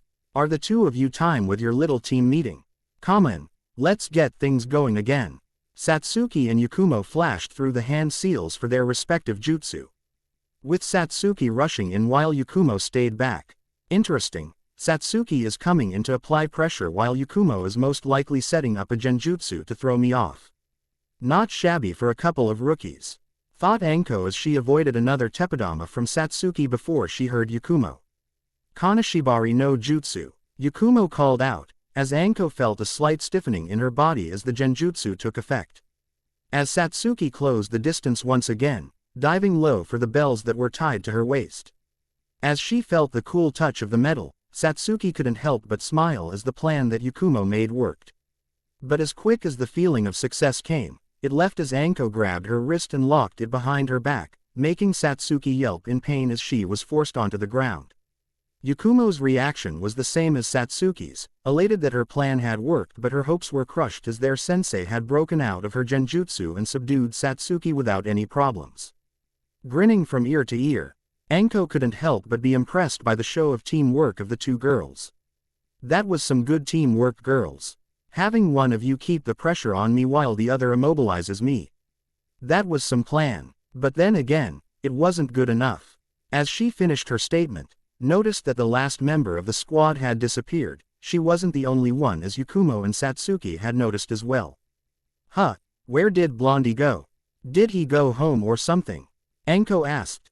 Seeing the confused expressions on her students, she figured that they had no idea either. But as she was about to get off Satsuki and go find him, she immediately jumped back to avoid a kick to the head that cut off a few hairs on her head. Anko was shocked, her eyes wide. She didn't notice him until the last second. If she had been any slower, there's no doubt that she'd be hurting or even unconscious. After his kick missed, Naruto quickly grabbed Satsuki in a princess carry, ignoring her shouts to let her go, and jumped back to where Yakumo was. Putting the now scarlet Satsuki, he turned back to Anko and rushed her. Fast, was the unanimous thought of the group as Naruto stopped in front of Anko and proceeded to take her on in taijutsu. Damn, he hits fucking hard. And on top of that he's fast. This is getting bad, my arms are starting to go numb. Anko grunted, feeling the heavy blows of her student as she blocked and parried his attacks, though she was caught off guard as a kick broke through her guard and sent her stumbling back, spittle flying out of her mouth from the heavy blow. Though his assault didn't stop there, as he charged in and slipped in behind her. Satsuki and Yakumo could only let their mouths hang open as they saw the scene unfolding in front of them. The dead last of their class was holding his own against a Jonin, and the apprentice of Orochimaru no less. Anko was starting to get pissed. She had underestimated this brat and he was actually starting to push her back, the apprentice of one of the Sannin. Catching her balance, she turned around with an kick that was blocked by Naruto. Following up, she threw a heavy punch that sent her student reeling back. Not letting him get his balance, she tackled him to the ground, straddling him and pinning his arms to the ground, a vicious smile on her face and a predatory glint in her eyes. That fucking hurt, Gaki. I thought you were the dead last. There's no way that you are with those skills, why hide it, huh? Anko questioned him, leering close to his face. Behind the two, Satsuki's face was once again scarlet, looking at the scene of her sensei straddling her teammate. Next to her, Yakumo covered her eyes, her scarlet face matching Satsuki's. But they were broken out of their embarrassed states when Naruto shouted at them. As Anko straddled him, Naruto reversed the grip she had on his wrists, and held onto them tightly. After doing this, he turned towards his teammates and shouted at them to grab the bells. Satsuki, Yakumo, she's open, grab the bells now. Hearing their teammate actually shout at them, they too quickly rushed towards their now immobile sensei to grab the bells. After hearing this, Anko tried to break free, but her student's grip on her wrists wouldn't budge. Knowing that it would be futile, Anko just sighed, knowing that it was checkmate. Minutes later, Illing Satsuki and Yakumo were standing next to a blank-faced Naruto as Anko massaged her sore wrists, courtesy of the blonde in front of her. At first Anko sighed, but then she gave the three a grin as she knew that, unintentionally, they had managed to figure out the test. Congrats, brats. You all pass. As she congratulated them, she was asked the question at hand by Satsuki. But Anko-sensei, we haven't decided on who would get the bells yet. Satsuki questioned, knowing that Naruto would probably get one since he did give them the chance to grab them. She would definitely fight for that second bell though. I need to have that second bell. Naruto is going to get one for sure. But it's not because I want to be on a team with him or anything, I just don't want to go through the academy again. Yeah, that's right. While Satsuki was having an internal debate as to her intentions of wanting the bells, Yakumo was having a similar one. Naruto is most definitely getting a bell, I would really like the second one though. It would be nice being on a team with someone as reliable as him if he's as skilled as what I saw. But that's not saying Satsuki isn't reliable either. However, Her inner thoughts were broken by Anko, who revealed the true reason behind the test.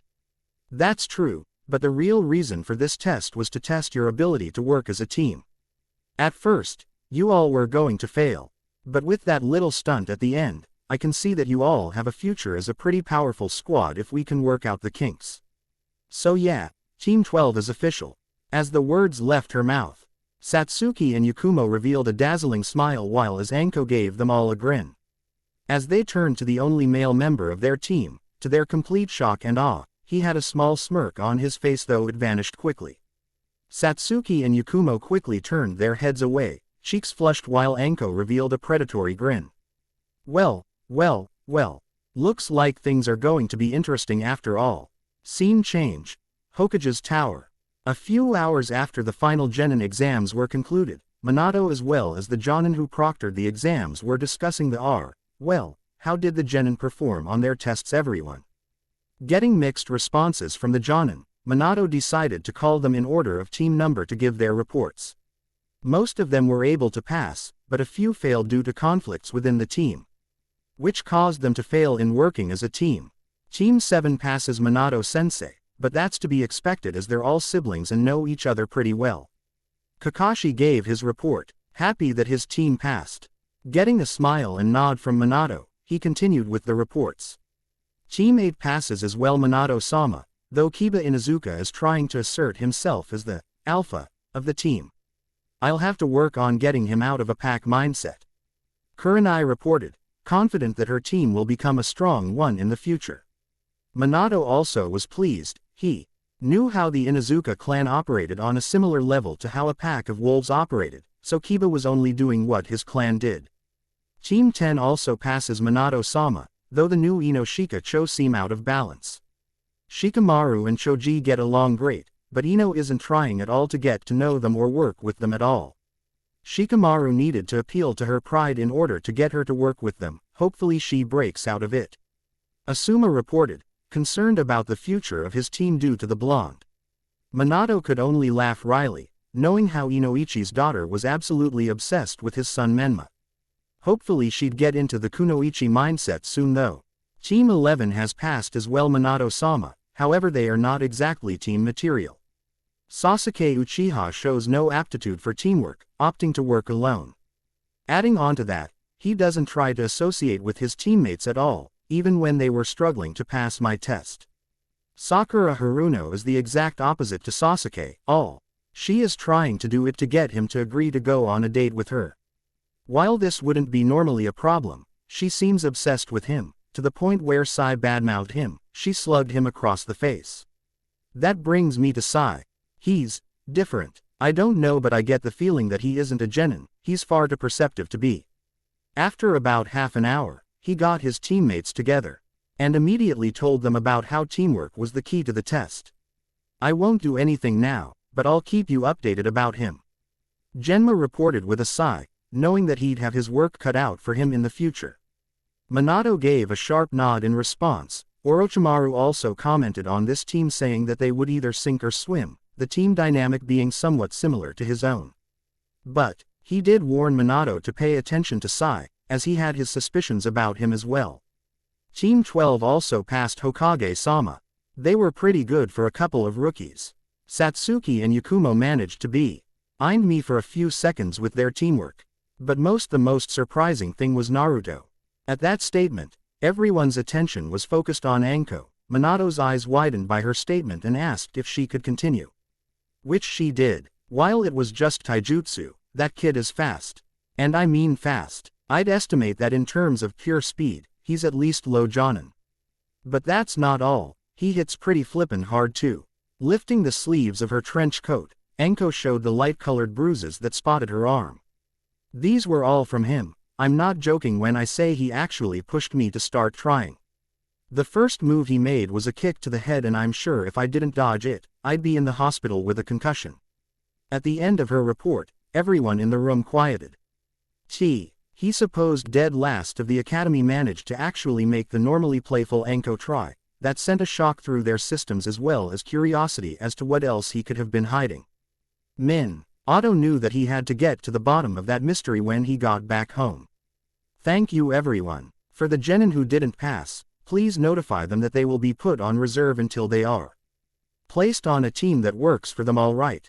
That's all I have. Thank all of you for your reports and meet me tomorrow for your squad's first mission. Anko, could you stay behind please? I need to talk to you. With that he dismissed the Jonin, with the exception of Anko. What's up Hokage-sama? Anko asked, though she knew what he was probably going to ask about. It's not every day the Sun Ue. Everyone called a failure managed to single-handedly take on a Jonin, even if they weren't going at 100%. I'm sure you already know, but it's about Naruto. I wanted to know, since I know that Orochimaru asked you to monitor him for me, what do you think his mental state is? Do you think he's a treat to the village? Please be honest with me. Minato asked in a slightly hesitant manner. Before he believed that his son wasn't a threat to the village, but after hearing how he managed to go toe-to-toe with one of the top ninja in his village, he needed to be sure. Not just as a father but as the Hokage. As of right now, I'm not sure Minato-sama. From what I've gathered, it doesn't seem like he hates the village, but I know he doesn't have any love for it either. Judging from his body language when he interacts with other people, he doesn't really pay attention to them since he doesn't tense up or relax around any one person. I'll keep an eye out for him though. Anko reported, knowing that it meant a great deal to him. Receiving a smile and a thank you in return, she was dismissed. Leaning back in his chair, Minato could only hope that his son would be willing to talk to him about his abilities. He wasn't too hopeful, but right now it was his only choice in order to unravel one of the mysteries that shrouded Naruto. He was about to finish up the last stack of documents before he felt a pulse of Kushina's chakra from the seal in her wedding ring. Before the pen touched the desk, he was gone in the signature flash of yellow of his Hiraishin no Jutsu. Scene change. Uzumaki Namikaze compound.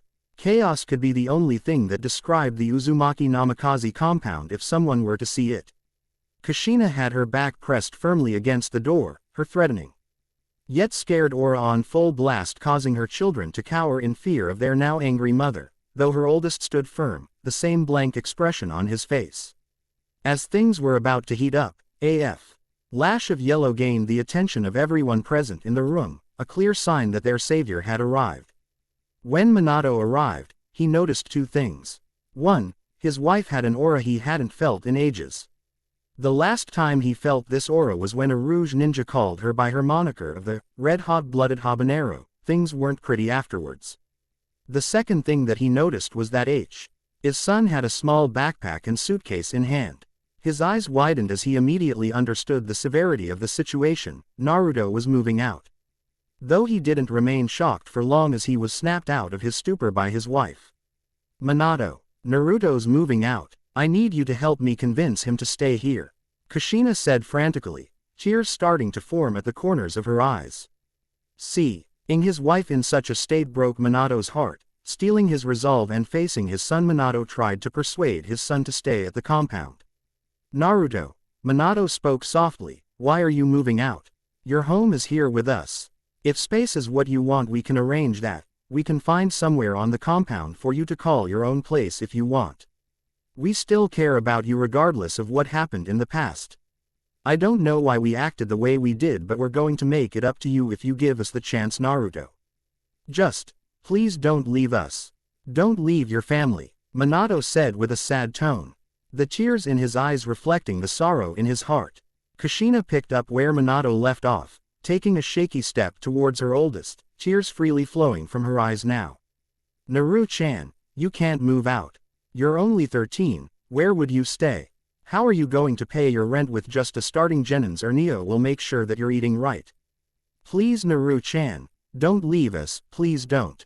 Kushina was openly weeping now, holding on to her husband for support as she continued to plead her oldest son to stay. I know that we've been terrible parents to you. And I know that I've been a horrible mother. We've never showed you the love that you deserved or needed, but we're going to make it up to you. Just please give us another chance. Let us be your family again, please. Please let me be your Ka-chan again. Naruto's siblings stayed quiet throughout their parents' tearful pleas for their older brother to stay home with them. Narumi was opening crying like her mother, hiccuping a little as she cried. Mito was silently crying, furiously wiping away the tears in her eyes futilely, as the more she wiped them away, the more would stream out. Menma was less expressive than his sisters, scoffing at his brother and turning his head to the side, but the slight quivering of his lips gave away the feeling deep in his heart. As his family was crying around in front of him, Naruto continued to stay quiet, looking at all of them with his face still blank. The sorrowful atmosphere was amplified as the now sobbing Narumi clung onto her older brother. Arin began pleading for him to stay as well. Naru-ni, please don't go. I'm sorry for being a horrible little sister and not playing with you when we were little. I'm sorry for always taking your ramen and not telling you. I'm sorry. I'm so sorry. So please don't go, don't leave me behind. I want to be with you. Narumi cried into the chest of her brother as Mito also pleaded for him to stay. Naruto-ni, please don't go. I'm sorry for how I acted in the past. I'll do my best to be a better sister in the future, I promise. So please Nichan, please don't go. I don't want you to go. Mito begged, finally letting out a few hiccups of her own. Menma just turned towards his older brother and locked stares with him, that blank look in his brother's eyes making him snap. Just go, you loser. Until you see that you're nothing but a problem for us. If you were never here, Chu-san, Ka-chan, Mito, and Narumi wouldn't be crying. So do us all a favor and just get out already. I don't need a useless brother like you, or do I want one? You've never done anything that an older brother should do, so why bother wanting you to stay around? Just go. None of us need you. After his small rant, Menma looked away, his lip quivering much more as a few tears leaked out of his eyes. Finally, after hearing the members of his family speak from their hearts, Naruto removed Narumi's arms from him and proceeded towards the door, much to the horror and utter despair of his family. Near the entrance of the door, he proceeded to turn around and address his family as a whole. I've lived the majority of my life without any of you being a part of it. By now you all should know better than anyone else that I'm not a helpless child that needs to be coddled by his family. I learned to look out for myself by the time I turned 5 years old. That was 8 years ago. For 8 years I've lived without experiencing your love or attention. Why would I need or even want it now? Whether you like it or not, I've already become my own person, and I intend on living my own life outside of this house. You owe me that much at least, Naruto said, his eyes narrowing at the end into an ice-cold glare that actually made his family flinch. Finished with his statement, he turned around and began walking out the door, as his family started to break down behind him. Stopping as he opened it, he spoke one last time before he departed to his new apartment. A family is supposed to love you unconditionally, and care for you without having to be asked to. From what I've experienced all these years, you shouldn't be considered my family. We should just be people who share the same blood, and that alone does not define a family.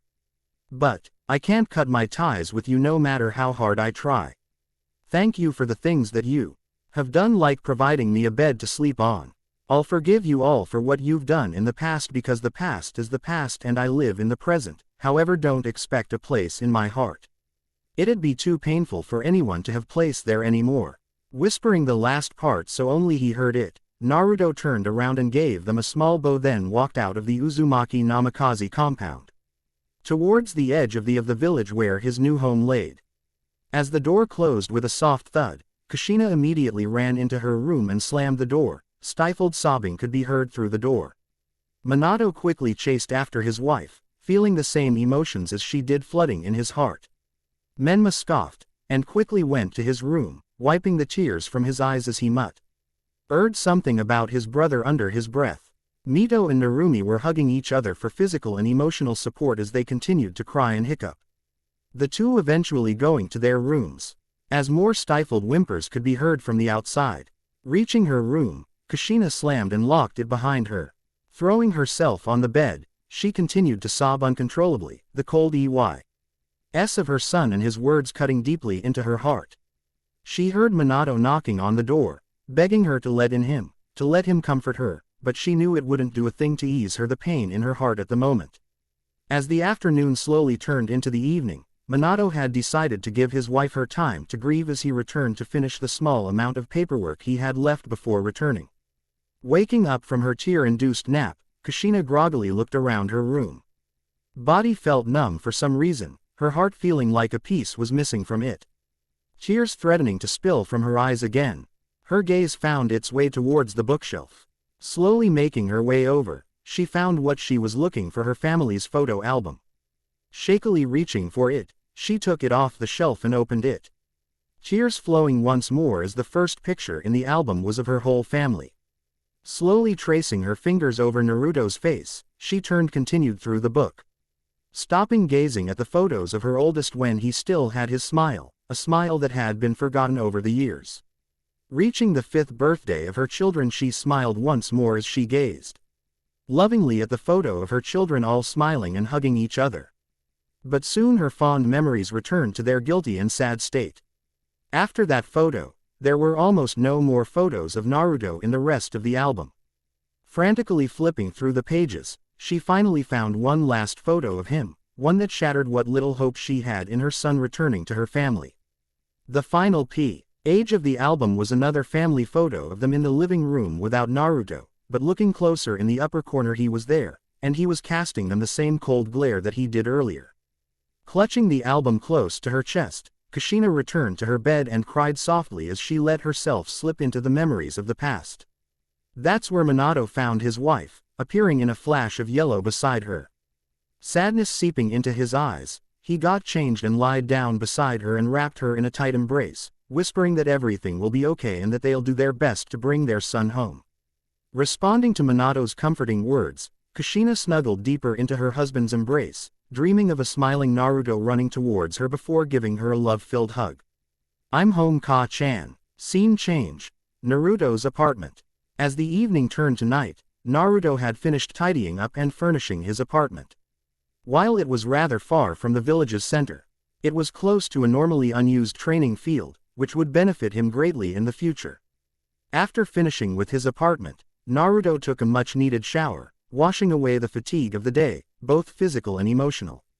Changing and then laying down on his bed, he thought about what had happened over. He had finally moved out of that house, told his family about how he really felt about them, and was now an independent shinobi of Konoha.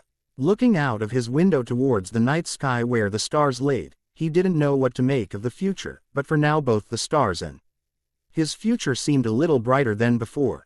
Time skip. A few weeks later. Scene change. Hokage's tower. The past few weeks have been interesting for Naruto to say the least. After moving out of his family's house, he had been seeing and feeling the disappointed glares of some of the villagers, most likely having heard that he had left his house and left his family in tears. But he never let the looks affect him. He'd been through worse than a few nasty looks. He had bumped into his family over the past few weeks as well, Narumi latching onto him and begging him to come home every time she saw him. Mito tried to talk to him but always ended up starting a conversation that ended up with her awkwardly apologizing and leaving. Menma just glared and scoffed at him, then proceeded to berate him with his usual gang of friends about how weak and useless he was. Kushina would see him shopping in the market district and barrage him with questions about how he was doing, if he was eating right, if he was staying out of trouble, and above all else, she asked if he wanted to come home, which he politely answered and declined each time. Though, he always saw Minato when he was getting a mission either with his team or individually and would be asked the exact same questions as he did from Kushina, which he politely answered and declined the offer of returning home. Speaking of his team, things were proceeding how one would expect it to with Anko Mitarashi as a sensei. They were all being trained into the ground. Yakumo, due to her frail body, was having a hard time with the physical exercises. Anko made sure to check to see if she was alright if she thought she was in danger, but she was beginning to get physically stronger to the joy of her parents and pride of Anko. Uranai even said that she was beginning to lose her pale and weak complexion and gain a more lively and strong one which made her blush. Satsuki fared much better, but she too was being trained into the ground by their overzealous sensei. But she could see that she was becoming stronger, much to her enjoyment. Her parents even commented that she was much more skilled than she had ever been before, even her brothers noticed. Itachi smiled at her and told her that she was growing well. Sasuke however glared at her and she glared back, knowing that her brother was jealous of her growth. Naruto did. NT seemed that tired when training sessions were over. On particularly hard days, the most they had seen him exhausted was a little winded breathing, otherwise he was able to take on anything Anko threw at him. As for what they were being trained on, at first it was mostly team exercises, but due in part to the three actually working together cohesively, they eventually were able to take on multiple types of training like tracking, scouting, support, investigation, espionage, and assault after a week of team building. The past few weeks rotated between the 6 different topics which were beginning to make them a jack of all trades sort of team, which Anko had been planning on making them. Better to be safe than sorry, was her train of thought as she wanted her squad to be prepared for anything that could happen in the future. Right now Team 12 was reporting on their 41st D-rank mission, which astounded every other Jonin sensei. Instead of the usual 2 to 5 missions a week, Anko made her complete a minimum of at least 9 missions a week, her reason being, I don't want to be stuck doing D-rank missions for more than a month. Which was now why she knew her genin were ready for their first C-rank mission. Congratulations for another mission, well done Team 12. I assume that you want another mission, correct? Minato asked, handing the completed report to his assistant to be filed later. Satsuki's eye immediately started twitching as the thought of doing more chores made her lose her cool. Yakumo sighed, knowing that they'd be doing more manual labor in the coming hours. Naruto retained his blank look, but his eyes darkened a bit. Minato noticed the glint in Anko's eyes and immediately knew what kind of mission she was going to ask for. We sure are, Hokage-sama. I think my cute little genin are ready for their first C-rank mission. We've completed the minimum number of 30 D-rank missions, and I know that they'll be able to handle it. As the words left Anko's mouth, Satsuki's eyes burned with the flames of determination within them. Yakumo's eyes widened in excitement as she straightened her back and put on a determined face. Naruto's face still remained blank. There was a little excitement in his eyes. Seeing the look of determination and excitement on the faces of the genin, Minato could only sigh and relent. Smiling, he agreed. You're right, Anko. Your squad has gone above and beyond when completing your missions, so I think you've earned this. Minato said with pride as he handed Anko a mission scroll. It's a simple escort mission, but I think your team will be able to handle it. Elisa-san, could you please let in Tazuna-san?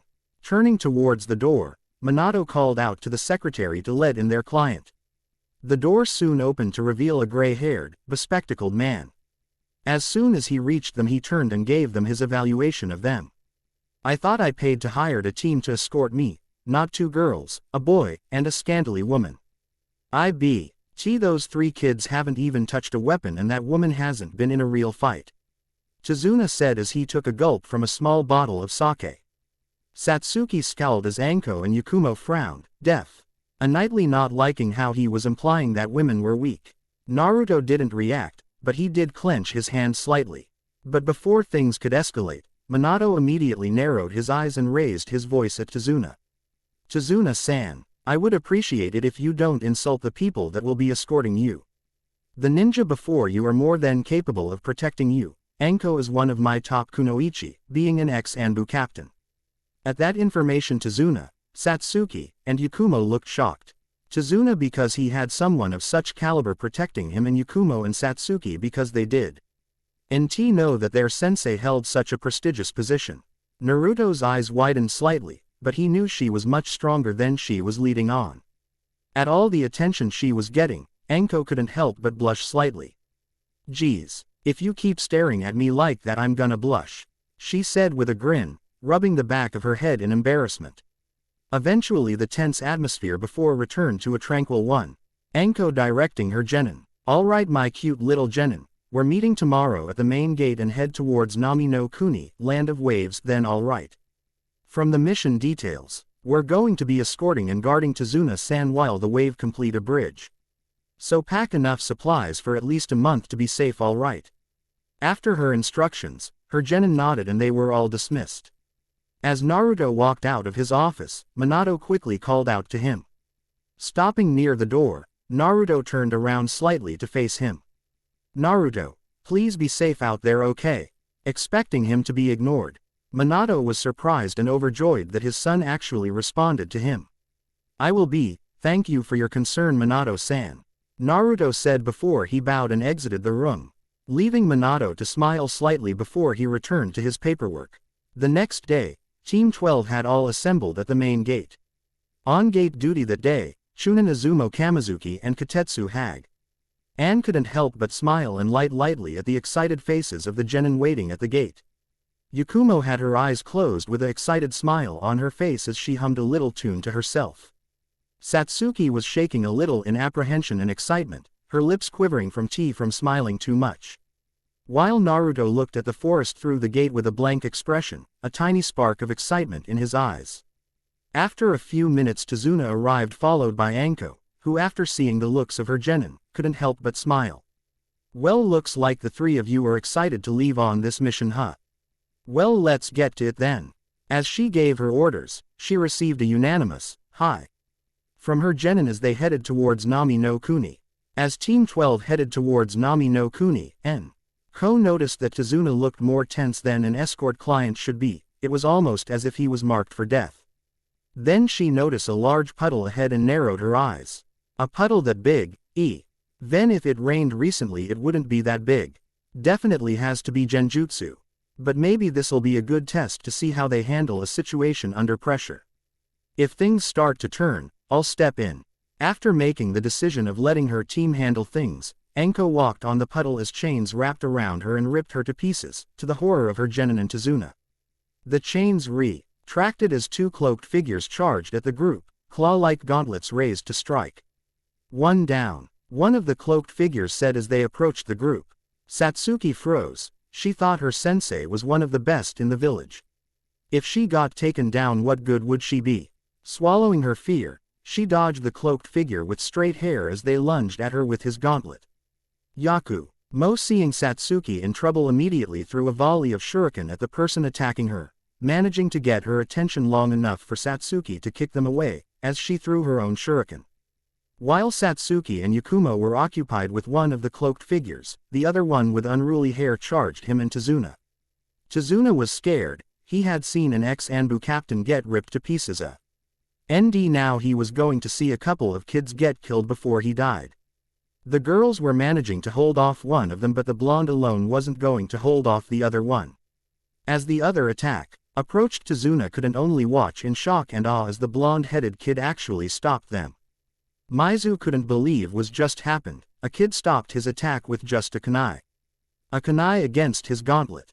But he responded as he felt pain erupt on the right side of his body. As Maizu lunged at him, Naruto whipped out a kunai in a reverse grip, letting the gauntlet of his opponent glide across the blade of his kunai. Naruto deflecting the attack to the left side of his body, and judging from the shock of his opponent, he didn't expect that to happen. Oh well, Naruto thought as he retaliated. Spinning and connecting his elbow to the left side Maizu's body, a sickening snap echoing across the road as Maizu fell to the ground gasping for breath and clutching the side of his body. However, Naruto didn't his assault as he turned around and stuck the back of Maizu's head, his opponent's head impacting the ground with a dull thud as he remained motionless. Gozu couldn't believe his eyes when he saw his older brother hit the ground, holding his side. He didn't expect the kid to be skilled enough to handle his brother, let alone beat him. But his distraction cost him as a kick connected to his stomach, making him gasp for air. But he found himself unable to take a breath, as if there was no air for him to breathe. Panicking and disoriented, he slowly lost conciseness as his world turned black. As Naruto finished dealing with his opponent, Yakumo had finished the signs to her jutsu as Satsuki managed to land a kick to Gozu's midsection. Staring right at Gozu, Yakumo whispered, "Botsuraku Gozo no Jutsu." Seeing her opponent's look of shock as they tried to take a breath, Yakumo knew that it had worked. As Satsuki was about to strike again, she saw her opponent trying to take a breath and knew that it was Yakumo's jutsu at work. Sighing, the two were about to relax before they remembered the other one. Snapping their heads back towards their teammate, their jaws dropped. As they saw him tying the other assailant up, the same blank expression on his face.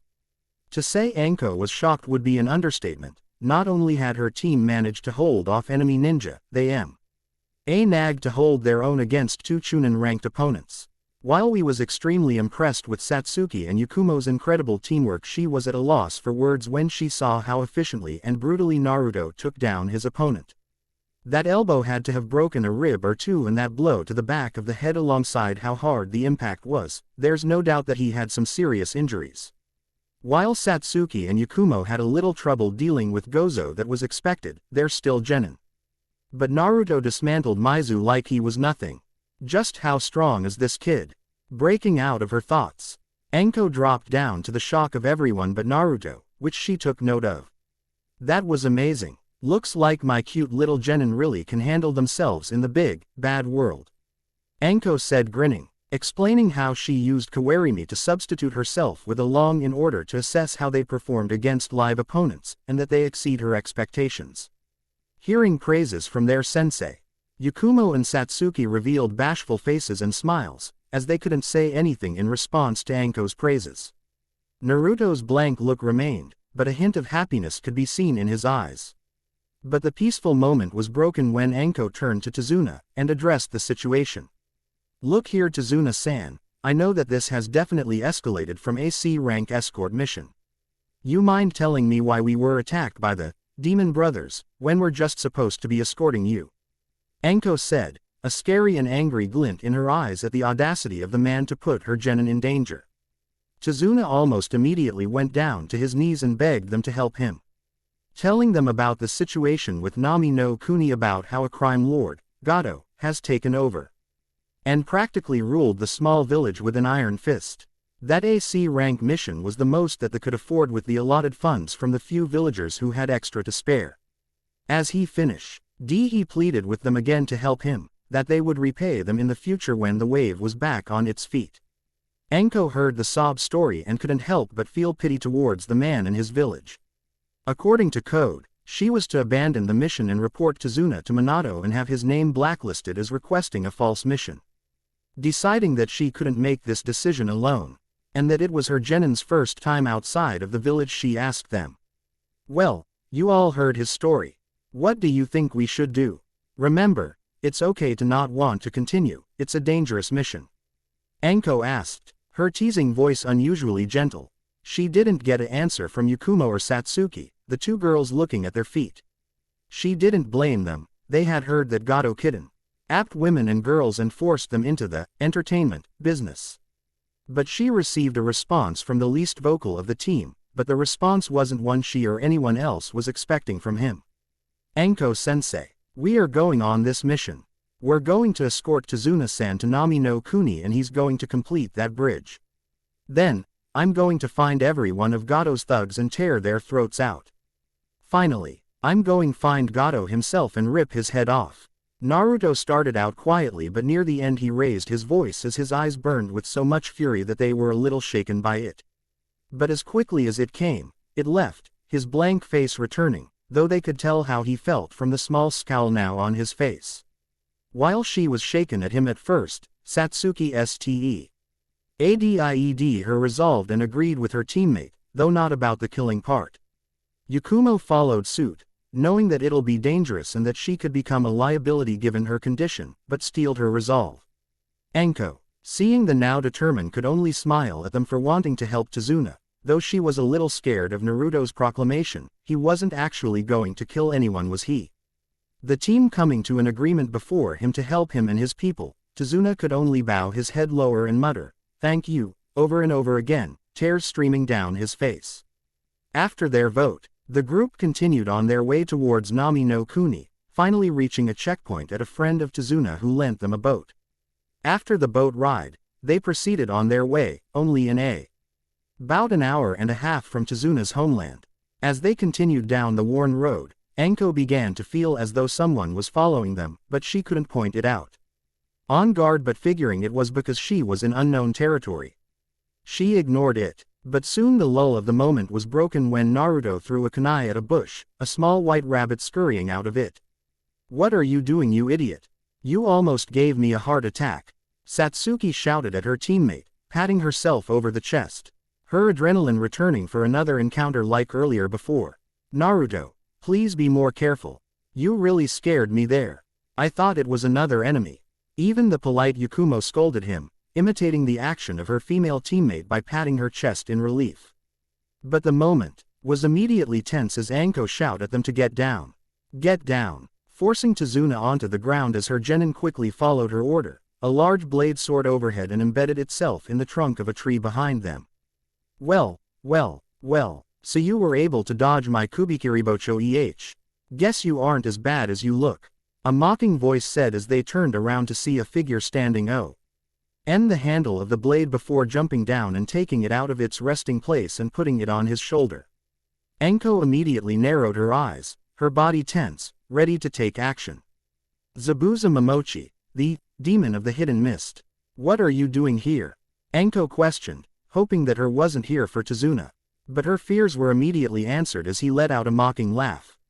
"Well, I didn't expect to find the snake mistress of Konoha here. What do you think I'm here for? I'm here for the old man behind you, so why don't you do you and your little brats a favor and just hand him over? I won't kill you if you do," the man now known as Zabuza said. "Sorry, but I can't do that. Mission is to protect him after all," Anko said, whipping out a kunai in preparation of the impending conflict. As Zabuza chuckled again, "Mission? You expect me to believe a couple of brats like that are capable of taking on a mission like this already? I doubt they're even ready for D-ranked mission, let alone this," he taunted, which worked as Satsuki growled, Yakumo glared, and Naruto actually narrowed his eyes at him. Anko didn't take too kindly to someone other than herself taunting her genin. "But fine, we'll do this the hard and fun way," Zabuza said, raising his arms in seal before calling out a jutsu that made Anko drop a bead of sweat down the side of her face. Sweden. Kurigakur no Jutsu. As a thick mist began to roll into the shock of the genin. As the mist rolled in, the three began to feel a thickness in the air, as if it was getting much harder to breathe. Satsuki was trembling. The kunai she had taken out was shaking in her hand. Her whole being screamed at her to run away, to get somewhere safe, but she couldn't move. All she could do was stand there shaking like a leaf in the wind. "Wow, what is this? The air is so thick, I can't even breathe. It's like I'm in a pool of water right now. I'm scared. I'm really scared. Am I going to die?" Satsuki thought as she frantically looked within her field of view, unable to even turn her head due to the overwhelming killing intent. Yakumo was on her knees, her already frail body unable to take the killing intent directed at her. The kunai that she originally held in one hand was now held in both, shaking just like her body. She wasn't prepared for this. She expected another quick fight, but not this. She didn't want to be here. She wanted to take everyone and run, but she couldn't even move a finger in this situation. "We need to get out of here. We're not going to make it if we fight this man. I don't even think Anko-sensei can beat him in this mist. I want to get everyone and run, but I can't. I'm scared. I'm really scared. I'm going to die, aren't I?" Yakumo thought as she stared into the mist before her, unable to vocalize any of her thoughts or actions from the killing intent Zabuza was emitting. While his two teammates were having a hard time due to the killing intent directed at them, Naruto was faring much better, having been exposed to far worse from Ryuhei. Though that didn't shake all his apprehension off, as the slight shaking of his hand was an indicator that he was nervous.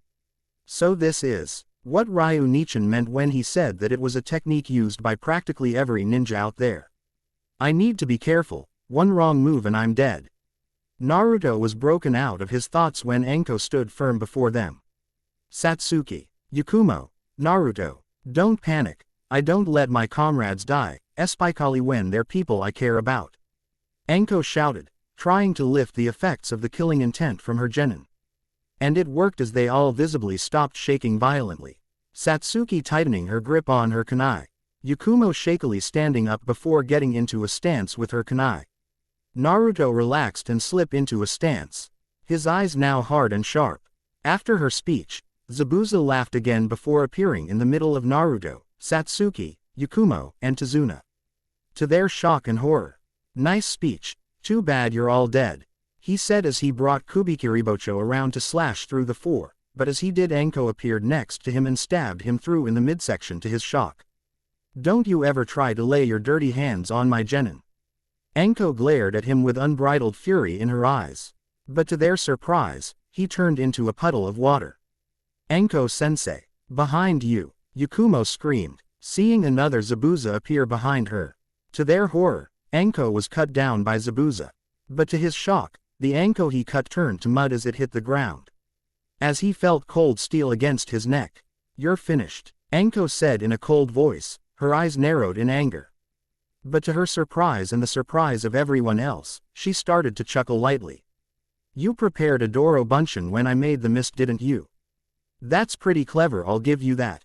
But I'm finished. You don't understand who you're facing, do you?" After saying that, Zabuza dispersed into another puddle of water and reappeared behind her. Kubikiribocho in swing to cleave her in half. Ducking, Enko managed to evade being cut in half, but using his momentum Zabuza spun around and kicked her in the side, sending her to the large lake that laid next to them. "You just sealed the death of you, the old man, and your little wannabe ninjas," Zabuza said, rushing to the area where Enko had landed. "Enko-sensei," Satsuki shouted, her eyes wide in shock at what just happened. Her sensei had just been kicked into a lake. From what she had seen, he used Sweden, which meant he had the advantage in the water. "Sensei," Yakumo screamed, seeing her sensei get kicked into a lake. If she was in the lake, then that meant that Zabuza had the advantage if he knew more Sweden jutsu, which from her sensei's battle, he probably did. Naruto's eyes widened before they narrowed again. This isn't good at all. Sensei has zero chance now that he's got her in that lake. Expression similar thoughts as his teammates at the situation now at hand. "Pwah, what hell, why the fuck is this water so damn heavy?" Enko said, breaking the surface of the lake only to see Zabuza's shadow next to her, turning around, her eyes widened as she saw him finish a series of hand seals. "You were stupid to let me get you into the lake, but you made a dumber mistake by trying to get out of it. Sweden. Suiro no Jutsu," Zabuza shouted as he entsaw of water. "Can't move, can you? That water's denser due to my charka flowing through it, you're not getting out of there." "Shit, he's a lot stronger than I thought, I should have known better than to have fucking underestimated him." Enko angrily thought. Her overconfidence was going to cost her own life, the life of Tazuna, but worst of all, it was going to cost her the lives of her genin. Turning towards stunned genin, Zabuza could only stare mockingly at them before he created another water clone using the Mizu Bunshin no Jutsu from earlier. "Look at you all shaking and scared now that you lost your sensei. Where's that bravado from earlier, especially you blondie? I didn't notice you shaking before, absolutely pathetic. A real ninja is one who can survive even in the face of death, and let me tell you a little secret. I have." Putting emphasis on the last two words, Zabuza proceeded to tell him of his exam to become a shinobi. In the bloody mist, the genin selection exam involved you killing the classmates and friends that you grew up, ate, and played with. It was a test that truly showed who was the strongest. Now imagine a kid who wasn't even part of that exam showing up and killing over 100 of those weaklings. Those were good times. At his story, Satsuki and Yakumo turned a sickly green at the thought of that massacre. As he finished, the clone he created vanished and reappeared in front of Naruto to everyone's shock and sent him flying with a kick to the head, knocking his headband off in the process. "Kid, like you are way in over your heads, you know what you are." His clone started as he walked towards the group. "You're just a bunch of immature, weak, scared, little brats. Run. You guys can't win. Just take Tazuna-san, run and save yourselves. He can't move while he's holding me here, and his clones can't move too far from the original." Enko screamed hysterically as she was about to witness the deaths of her genin right before her eyes. As the clone approached slowly, Satsuki, Yakumo, and Tazuna had their lives flash before their eyes as they closed them. Tazuna remembered his family and the wave, their smiles and hopes all placed on him to complete the bridge. Satsuki remembered her family, her mother and father's smiles, her other brother's forehead pokes, and her twin's smirk. Then she saw all the times she had with her team, the missions, the training. But she also saw a head of blonde hair and a handsome smile directed towards her instead of his usual blank face. Yakumo remembered her mother and father smiling at her, the sealing of the Edo by Kushina and Minato. The times she spent with Kurenai and training with her. Then she saw her team, with all the missions and training sessions that they had together, but then He saw a familiar head of blonde hair but instead of a blank face, this blonde gave her a charming smile. As they began to accept the fact that they were going to die, a thud and splash could be heard which made them snap their eyes open.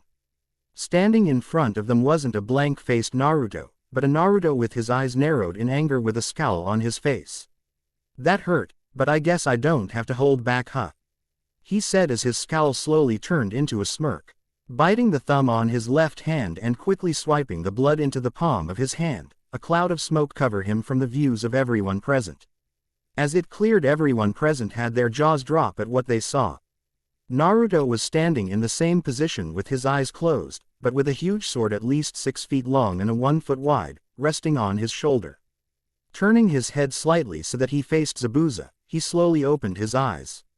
His navy blue eyes were now electric blue, his round pupil was now reptilian in shape. His blank face slowly turned into a predatory smile as he uttered a few words that made Zabuza sweat slightly. I'm a little different from most immature brats. Silence dominated the battlefield as Naruto stood defiantly against a stunned Zabuza. Not only had he destroyed his Mizu Bunshin without trouble, but after that cloud of smoke dispersed, he was different than before. Before he was a blank-faced, navy-eyed brat. But now he had electric blue eyes, a giant sword that he swore he knew from somewhere, and a predatory smile on his face, though he was still a brat. Though, that wasn't what caused Zabuza to break a sweat. What did was the aura of sheer confidence and dominance that he now emitted. Anko was in complete shock at the changes in her student, the blank-faced boy she had got. Fond of had now a completely different personality. His presence reminded her of someone but she couldn't think of who it was, but she did know one thing. For some reason, she had strange feeling of confidence in him and knew that he'd be able to get them out of this mess. Though, it could be because he was holding a sword that was bigger than he was. Chizuna was in awe of the boy that stood in front of him. From what he had seen before with the demon brothers, he was dependable, being able to deal with one of them easily. But now, he had the sneaking suspicion that he would even be able to take on Zabuza and actually win, as crazy as it seemed. He could only hope that his suspicions were true, as if they weren't, they'd be as good as dead. Satsuki had her jaw gaping at the scene. The dead last of the academy. Her stupid teammate, and the same guy who she had been working with for the past month had completely changed the personality that she had grown used to seeing. Standing before her wasn't a blank-faced blonde, but a blonde who gave off a powerful aura. She didn't know why, but she actually believed that he could beat Zabuza. Yakumo couldn't believe her eyes. What had happened to her blonde teammate? He was always so calm and collected, but now it seemed like he was ready to run wild. She had never felt such confidence from anyone in her life, and that made her feel safe and secure. She knew that deep in her heart, Naruto would beat Zabuza and save them all from the situation that they found themselves in. However, the standoff was broken when Zabuza knew that this was no time to be thinking about what-ifs of the brat. Quickly making more clones, he sent them to get rid of him before he could do anything else. Seeing Zabuza create more clones and send them to attack, Naruto quickly lost his smile and his eyes narrowed as he rushed in to intercept them before they reached shore. To everyone's complete shock, he started running across the water similar to Zabuza's clones. Reaching the first one before they reached land, the clone responded with a downward slash, which Naruto avoided, taking a step to the right and spinning, using the momentum gained to slash through the cloned Kubikiribocho and its wielder with ease. Not easing up, he rushed through the remaining clones, hacking and dodging his way through them before he finally finished dealing with them. Turning his attention towards the original and Anko, Zabuza wasn't just surprised, he was outright stunned. A boy at least half his age was using a sword that huge with such grace and skill, it just wasn't possible. But at the same time, a feeling that he thought had died long ago began to surface after almost a decade. For the first time in a number of years, Zabuza actually felt excited. Ed at the prospect of fighting another person. He was broken out of his thoughts when Naruto started to run towards him, his sword trailing behind in his right hand. Tisk, looks like I don't have a choice. Zabuza whispered. Removing his hand from his Suiro no Jutsu, he grabbed Kubikiribocho and charged Naruto, leaving Anko to drop back into the water and take large gulps of precious air. Seeing Zabuza release his sensei, Naruto mentally breathed a sigh of relief. That was one problem dealt with and the other was headed right towards him. Tightening his grip on his Basudasodo, he swung and met Zabuza's Kubikiribocho head-on. A deafening clang and shower of sparks flying as the two blades met each other. Grunting as he was being easily overpowered by the laded his sword slightly and managed to throw Kubikiribocho slightly off balance. Sidestepping, Naruto spun around and slashed horizontally in an attempt to at least break Zabuza's guard a little bit. Feeling his balance shift slightly, due to the brat angling his sword slightly, saw him spin around like he did earlier, probably trying to break through Kubikiribocho like with the clone. Smirking under his bandages, he had to admit that if he was using a regular sword, that would have worked, but unfortunately for the brat, he had Kubikiribocho. Tightening his grip on his sword and bracing himself for the attack, Zabuza took the full brunt of Naruto's swing. His arms buckled a little bit from the power of it, but it didn't even come close to the power of Kisami's monstrous swings. Naruto's eyes went wide. He had at least expect Zabuza to take a step back or something, but he didn't expect him to shrug off his swing like it was nothing. His momentary distraction was exploited as Zabuza kicked him in the gut, making him stumble back a few feet before his roll to the side to avoid the overhead swing from Zabuza. Righting himself, Naruto was about to rush towards Zabuza again when he noticed his sensei running towards them. Her hands a blur as she prepared a jutsu. Satsuki and Yakumo were also preparing their own jutsu as they ran towards the shoreline of the lake and took aim. Zabuza noticed as well, if the tensing of his body and darkening of his eyes were any indication. Tisk, figured he wouldn't be fighting fair. I almost forgot that we're not just swordsmen. We're also shinobi and we don't fight fair. Just when he was starting to get into this duel, he remembered that they weren't just swordsmen but were ninja as well. One-on-one and honor didn't exist in this world, figured the brat was just stalling or time for his team to get the jump on him. But he didn't expect what happened next and neither did anyone else. Anko-sensei, Satsuki, Yakumo, stop. Naruto shouted at his team, making them flinch and stop in the midst of their seals. What do you mean stop? You're seriously not expecting me to just wait and do nothing while he butchers you? We've got the advantage now, and I'm not going to let it go to waste. Anko shouted back. The hell was he thinking? They had the advantage now that it was 2-on-1, especially now that she wasn't going to underestimate him anymore. Yeah, you idiot. Yo, you think you can take on someone like him on your own? Are you insane? Satsuki screamed at him, her eyes burning in anger. We're not going to let you get killed just because you think you're going to win. Naruto, we're a team. We fight together. That's why we're not going to just sit back and watch. Yakumo yelled at him, her usually calm face now slightly angry and determined. But the words "Fr. own" their teammate that followed made everyone present gawk. That's true, and if we were fighting other ninja I'd agree with you. But that's not the situation anymore.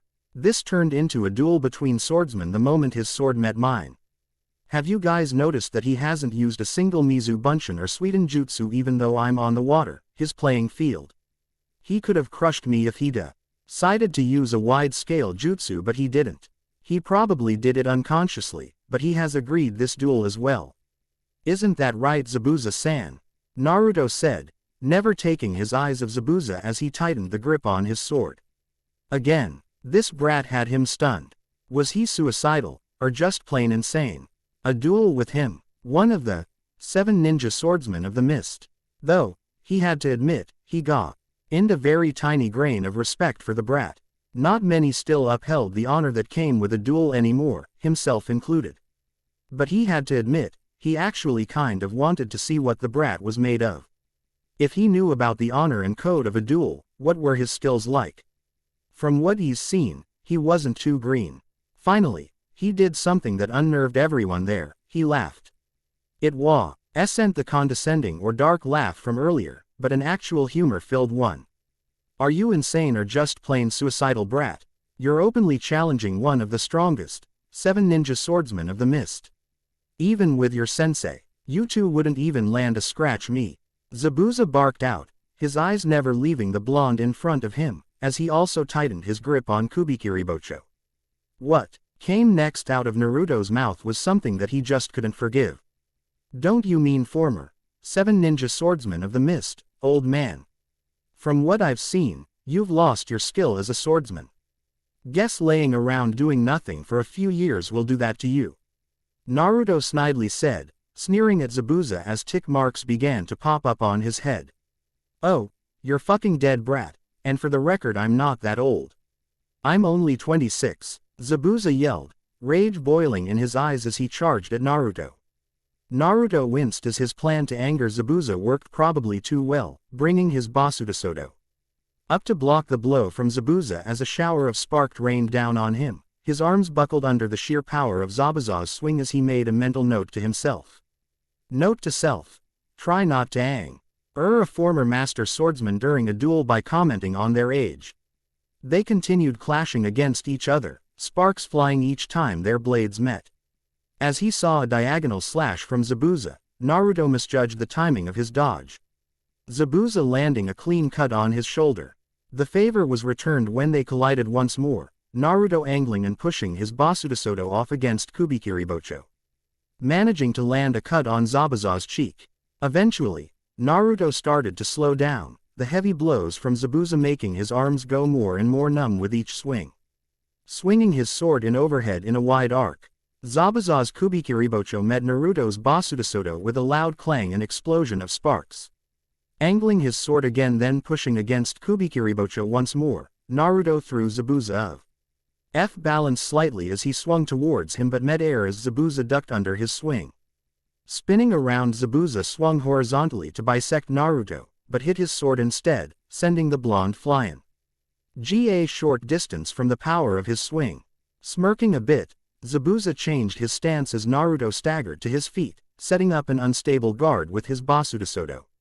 Setting his feet diagonally shoulder-length apart, his right foot outstretched and Kubikiribocho held in a reverse grip perpendicular to his body behind him, Zabuza performed a move he hasn't used since his time as a part of Kiri's military force. Kubikiribocho. Raisuiwari. Naruto barely saw him move as Zabuza appeared behind him, sending him flying from the monstrous power of his attack. Hitting the water and skipping a few feet, he managed to regain his balance and right himself in the air. His eyes widened as he saw the aftereffect of Zabuza's attack.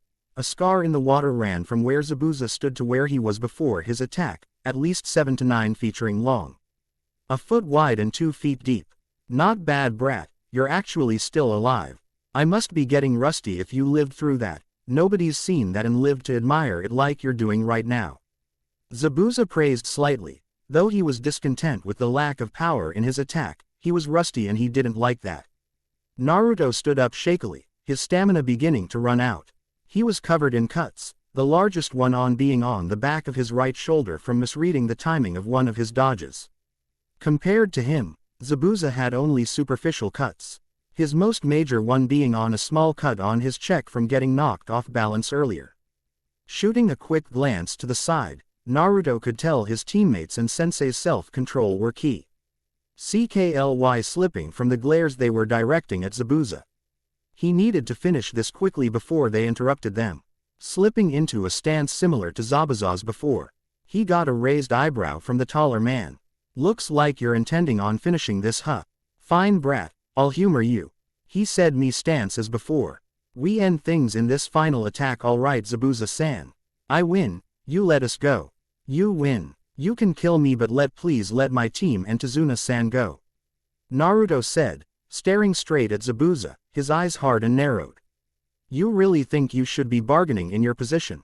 I'll think about it, but you have zero chance of winning brat. Zabuza replied, tightening his grip on his sword as he narrowed and focused his eyes on Naruto. Silence reigned over the lake, no one dared to take a breath during the tense moment. Finally, as if they were waiting for it, a leaf dropped onto the lake, and the two charged each other. Kubikiribocho. Raisewiwari, Basudasodo, Jishin Jiri. Faster than their eyes could follow, excluding Anko, the final strikes of Naruto and Zabuza ended. The water between them ripped 3 feet across, 5 feet deep, and 12 feet long, slowly began to fill back in, causing turbulent waves to form. Naruto's eyes widened as he coughed up blood as a cut appeared from his left shoulder going diagonally downwards, ending near his hip. Dropping his Basudasodo, it disappeared in a large wisp of black smoke before hitting the water. His world started to go black as he saw Anko sprinting towards him. He managed to mutter one word before losing consciousness. How? Zabuza stood firm, before he coughed up some blood, staining the bandages over his mouth. If he turned around, they all would see that he had a horizontal gash across his body. The deep, saint cut was on his right bicep, which was cut halfway to the bone, which ran across his chest to the other bicep. Smirking to himself, he heaved Kubikiribocho onto his shoulder with his left hand before he started to sway. Though, before he could fall, a masked figure in a kimono appeared next to him and leaned him onto their shoulder. Without waiting for a response from any of them, he vanished in a swirl of mist. After Anko brought Naruto back to the shore of the lake, she was met with a teary-eyed Yakumo and Satsuki who asked if he was all right. To everyone's relief, the cut he received wasn't life-threatening. The deepest part being near his shoulder was halfway towards cutting the bone, which Anko took care of quickly. Scene change. Unknown place. The masked figure that had Zabuza held close gently put him down as they started tending to his injuries. After a few seconds, Zabuza snapped his eyes open, locking his gaze on the person treating him. Haku, that you? He asked, slightly disorientated from the blood loss. Yes, Zabuza-sama, it's me. I'm sorry that I let you get this injured. I should have stopped that shinobi when I had the chance, Haku solemnly said in a feminine tone, removing the mask on their face to reveal a beautiful yet sad face. She expected to get yelled at for failing to protect him, but she got yelled at for a completely different reason. Are you an idiot? That was a one-on-one duel between that brat and me. If you had interfered, I would have cut you down for tarnishing my name as a swordsman.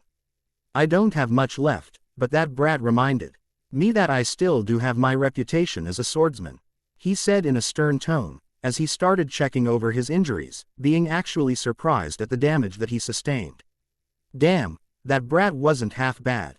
If I had been a little slower I would have lost my arm. Guess he wasn't bluffing when he said he was different from the other brats. He was broken out of his assessment by Haku, who reminded him to be careful. Zabuza-sama, please don't strain yourself. Next time, I'll take care of that boy.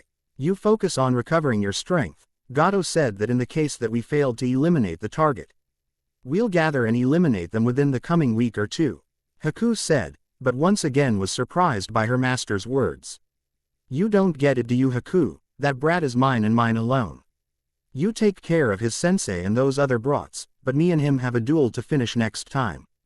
We'll give them until the day that Sleazeball decides to attack to recover.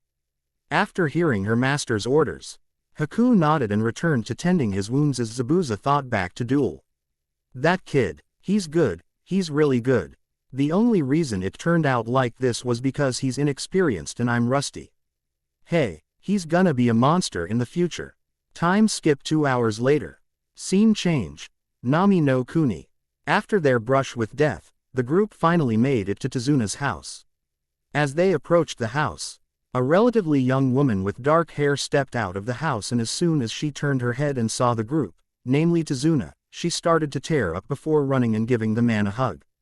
Father, you're all right. I was so worried. You said it would only take 2 days to come back. Why did it take you 3?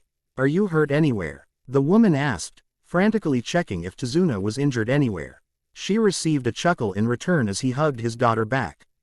I'm fine, Tsunami. I was attacked, but these brave ninja protected me. Tezuna reassured his daughter, as she turned and introduced herself and thanked them for protecting her father. I'm Tsunami, thank you so much for protecting my father. Without him, the last hope for the wave would be lost. Tsunami said solemnly. Knowing that his daughter would venture into more depressing memories, Tezuna opted to break the now saddened mood. Now Tsunami, just don't stand there. We have guests to our home. Let's try and make them feel welcomed, okay? Tazuna said with a bright smile on his face that was returned by his daughter. You're right, father. Everyone please do come right in. It's small, but it is home. We should have enough room for all of you to stay, so please don't be shy. Tsunami said with a smile as she led the group into the house. As they entered, they spotted a child with spiky black hair and eyes. Seeing them enter, the child gave them a slightly angry look before Tsunami called out to him. Inari, say hello to these people. They are ninja who protected Grandpa. Tsunami said with a gently and motherly tone, as she smiled at her son. Though Inari ignored them as he headed up to his room. Seeing the reaction of the kid raised alarms in Anko's head. A kid his age shouldn't be looking like that. Something big must have happened with him. Quickly glancing around, she also noted that there weren't many pictures of Tsunami with someone who looked like her husband. Mentally, she made a note to herself about that. Well, looks like the situation is more drastic than we thought. Kid must have had his dad either leave them or got killed by Gato's men. She assessed, as Tsunami apologized for her son's behavior, getting an understanding nod from the Konoha ninja, seeing as the situation in Nami no Kuni must have been harsh. Time skip 1 hour later. After they had all settled into Tsunami, Tazuna, and Inari's home, Team 12 had one thing on their minds, that being Naruto. After Anko had finished treating him and Tsunami directed her as to where he was going to be sleeping. She had called Yakumo and Satsuki together for a team meeting. Anko-sensei, just what is Naruto? Yakumo asked timidly, after being shouted at by her teammate to not interfere. The battle he had with Zabuza and seeing him somehow hold his own against him, hundreds of questions swam through her mind. Who really was their blonde teammate? The blank-faced but funny person they always saw. The angry and scary person who promised to kill Gato. The strong and confident person who fought against Zabuza. Just who was Naruto Uzumaki Namikaze? Yeah, sensei, how was he able to fight one-on-one with Zabuza? He's never shown that kind of power, not ever. Satsuki also questioned. Part of her felt afraid that there was someone strong like him so close to her. Unlike Anko who Atsuki knew was loyal to and loved the village, she knew that Naruto didn't really have any friends at all in the entire village. He didn't have a reason to save or even care about her other than the obligation of being on the same team. But another part of her was so strong, maybe he could help her become stronger too. Seeing the looks on her genins' faces, Anko made a muddled face as he admitted that she didn't know much about the blonde either. You guess is as good as mine, you too. From what I've noticed in the past month, he doesn't really have any friends in the village. We can count since we kind of hang out and stuff, but other than that, nada. He also doesn't seem to really try during training sessions, we've all seen that. But today, I don't know why, but he was really fired up to fight against Zabuza. It's even more surprising that he managed to actually fight him one-on-one for a little bit. Anko said, explaining what she's noticed so far. But she got confused looks from the students near the last part of her explanation. For a little bit, Anko-sensei. But didn't it end in a draw? Yakumo asked, confused as she saw both of them look like they were about to drop. Naruto actually doing that? Satsuki shared her teammate's inquiry. She thought it ended in a draw too. Trust me, you two, if that battle had dragged on, Naruto would have lost. And I do mean he managed to match him for a little bit. At the start of the battle, he was being underestimated by Zabuza, which is understandable coming from his position. But as soon as they started clashing, Zabuza started to get sharper in his movements, completely different from how he fought against me or Naruto earlier. That means that during the fight, he was removing the rust that had probably buoyed Lieutenant up over the past few years living as a nuke nin. Naruto on the other hand started to react a little bit faster each time, but Zabuza was recovering more of his old skills as a swordsman much quicker than Naruto was polishing his. That's why I said he managed to match him for a little bit. Anko explained to her students, seeing the looks of fear on their faces she couldn't help but put her hand on the top of their heads and ruffle their hair. Don't worry, you two, next time I'll take him on. I underestimated him like an rookie the first time because I thought his skills diminished over the years, which they didn't.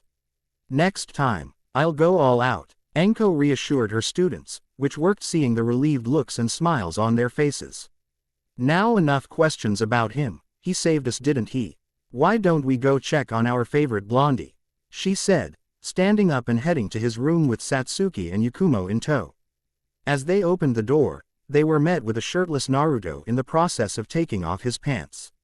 They all froze, staring at each other.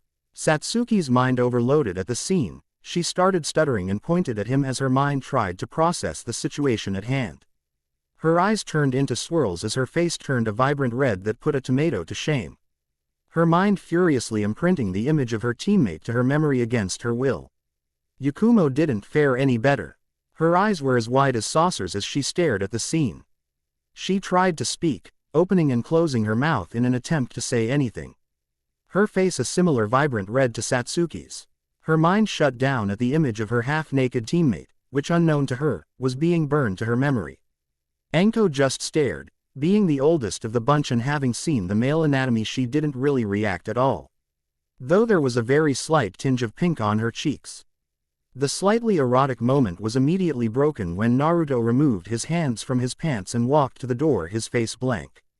As he reached it, his face was still blank but his cheeks gained a light dusting of pink as he said one word before slamming the door in their faces. Perverts. Dinner that night was a silent and awkward affair. The end. Remember to subscribe and like this video. See you in the next video.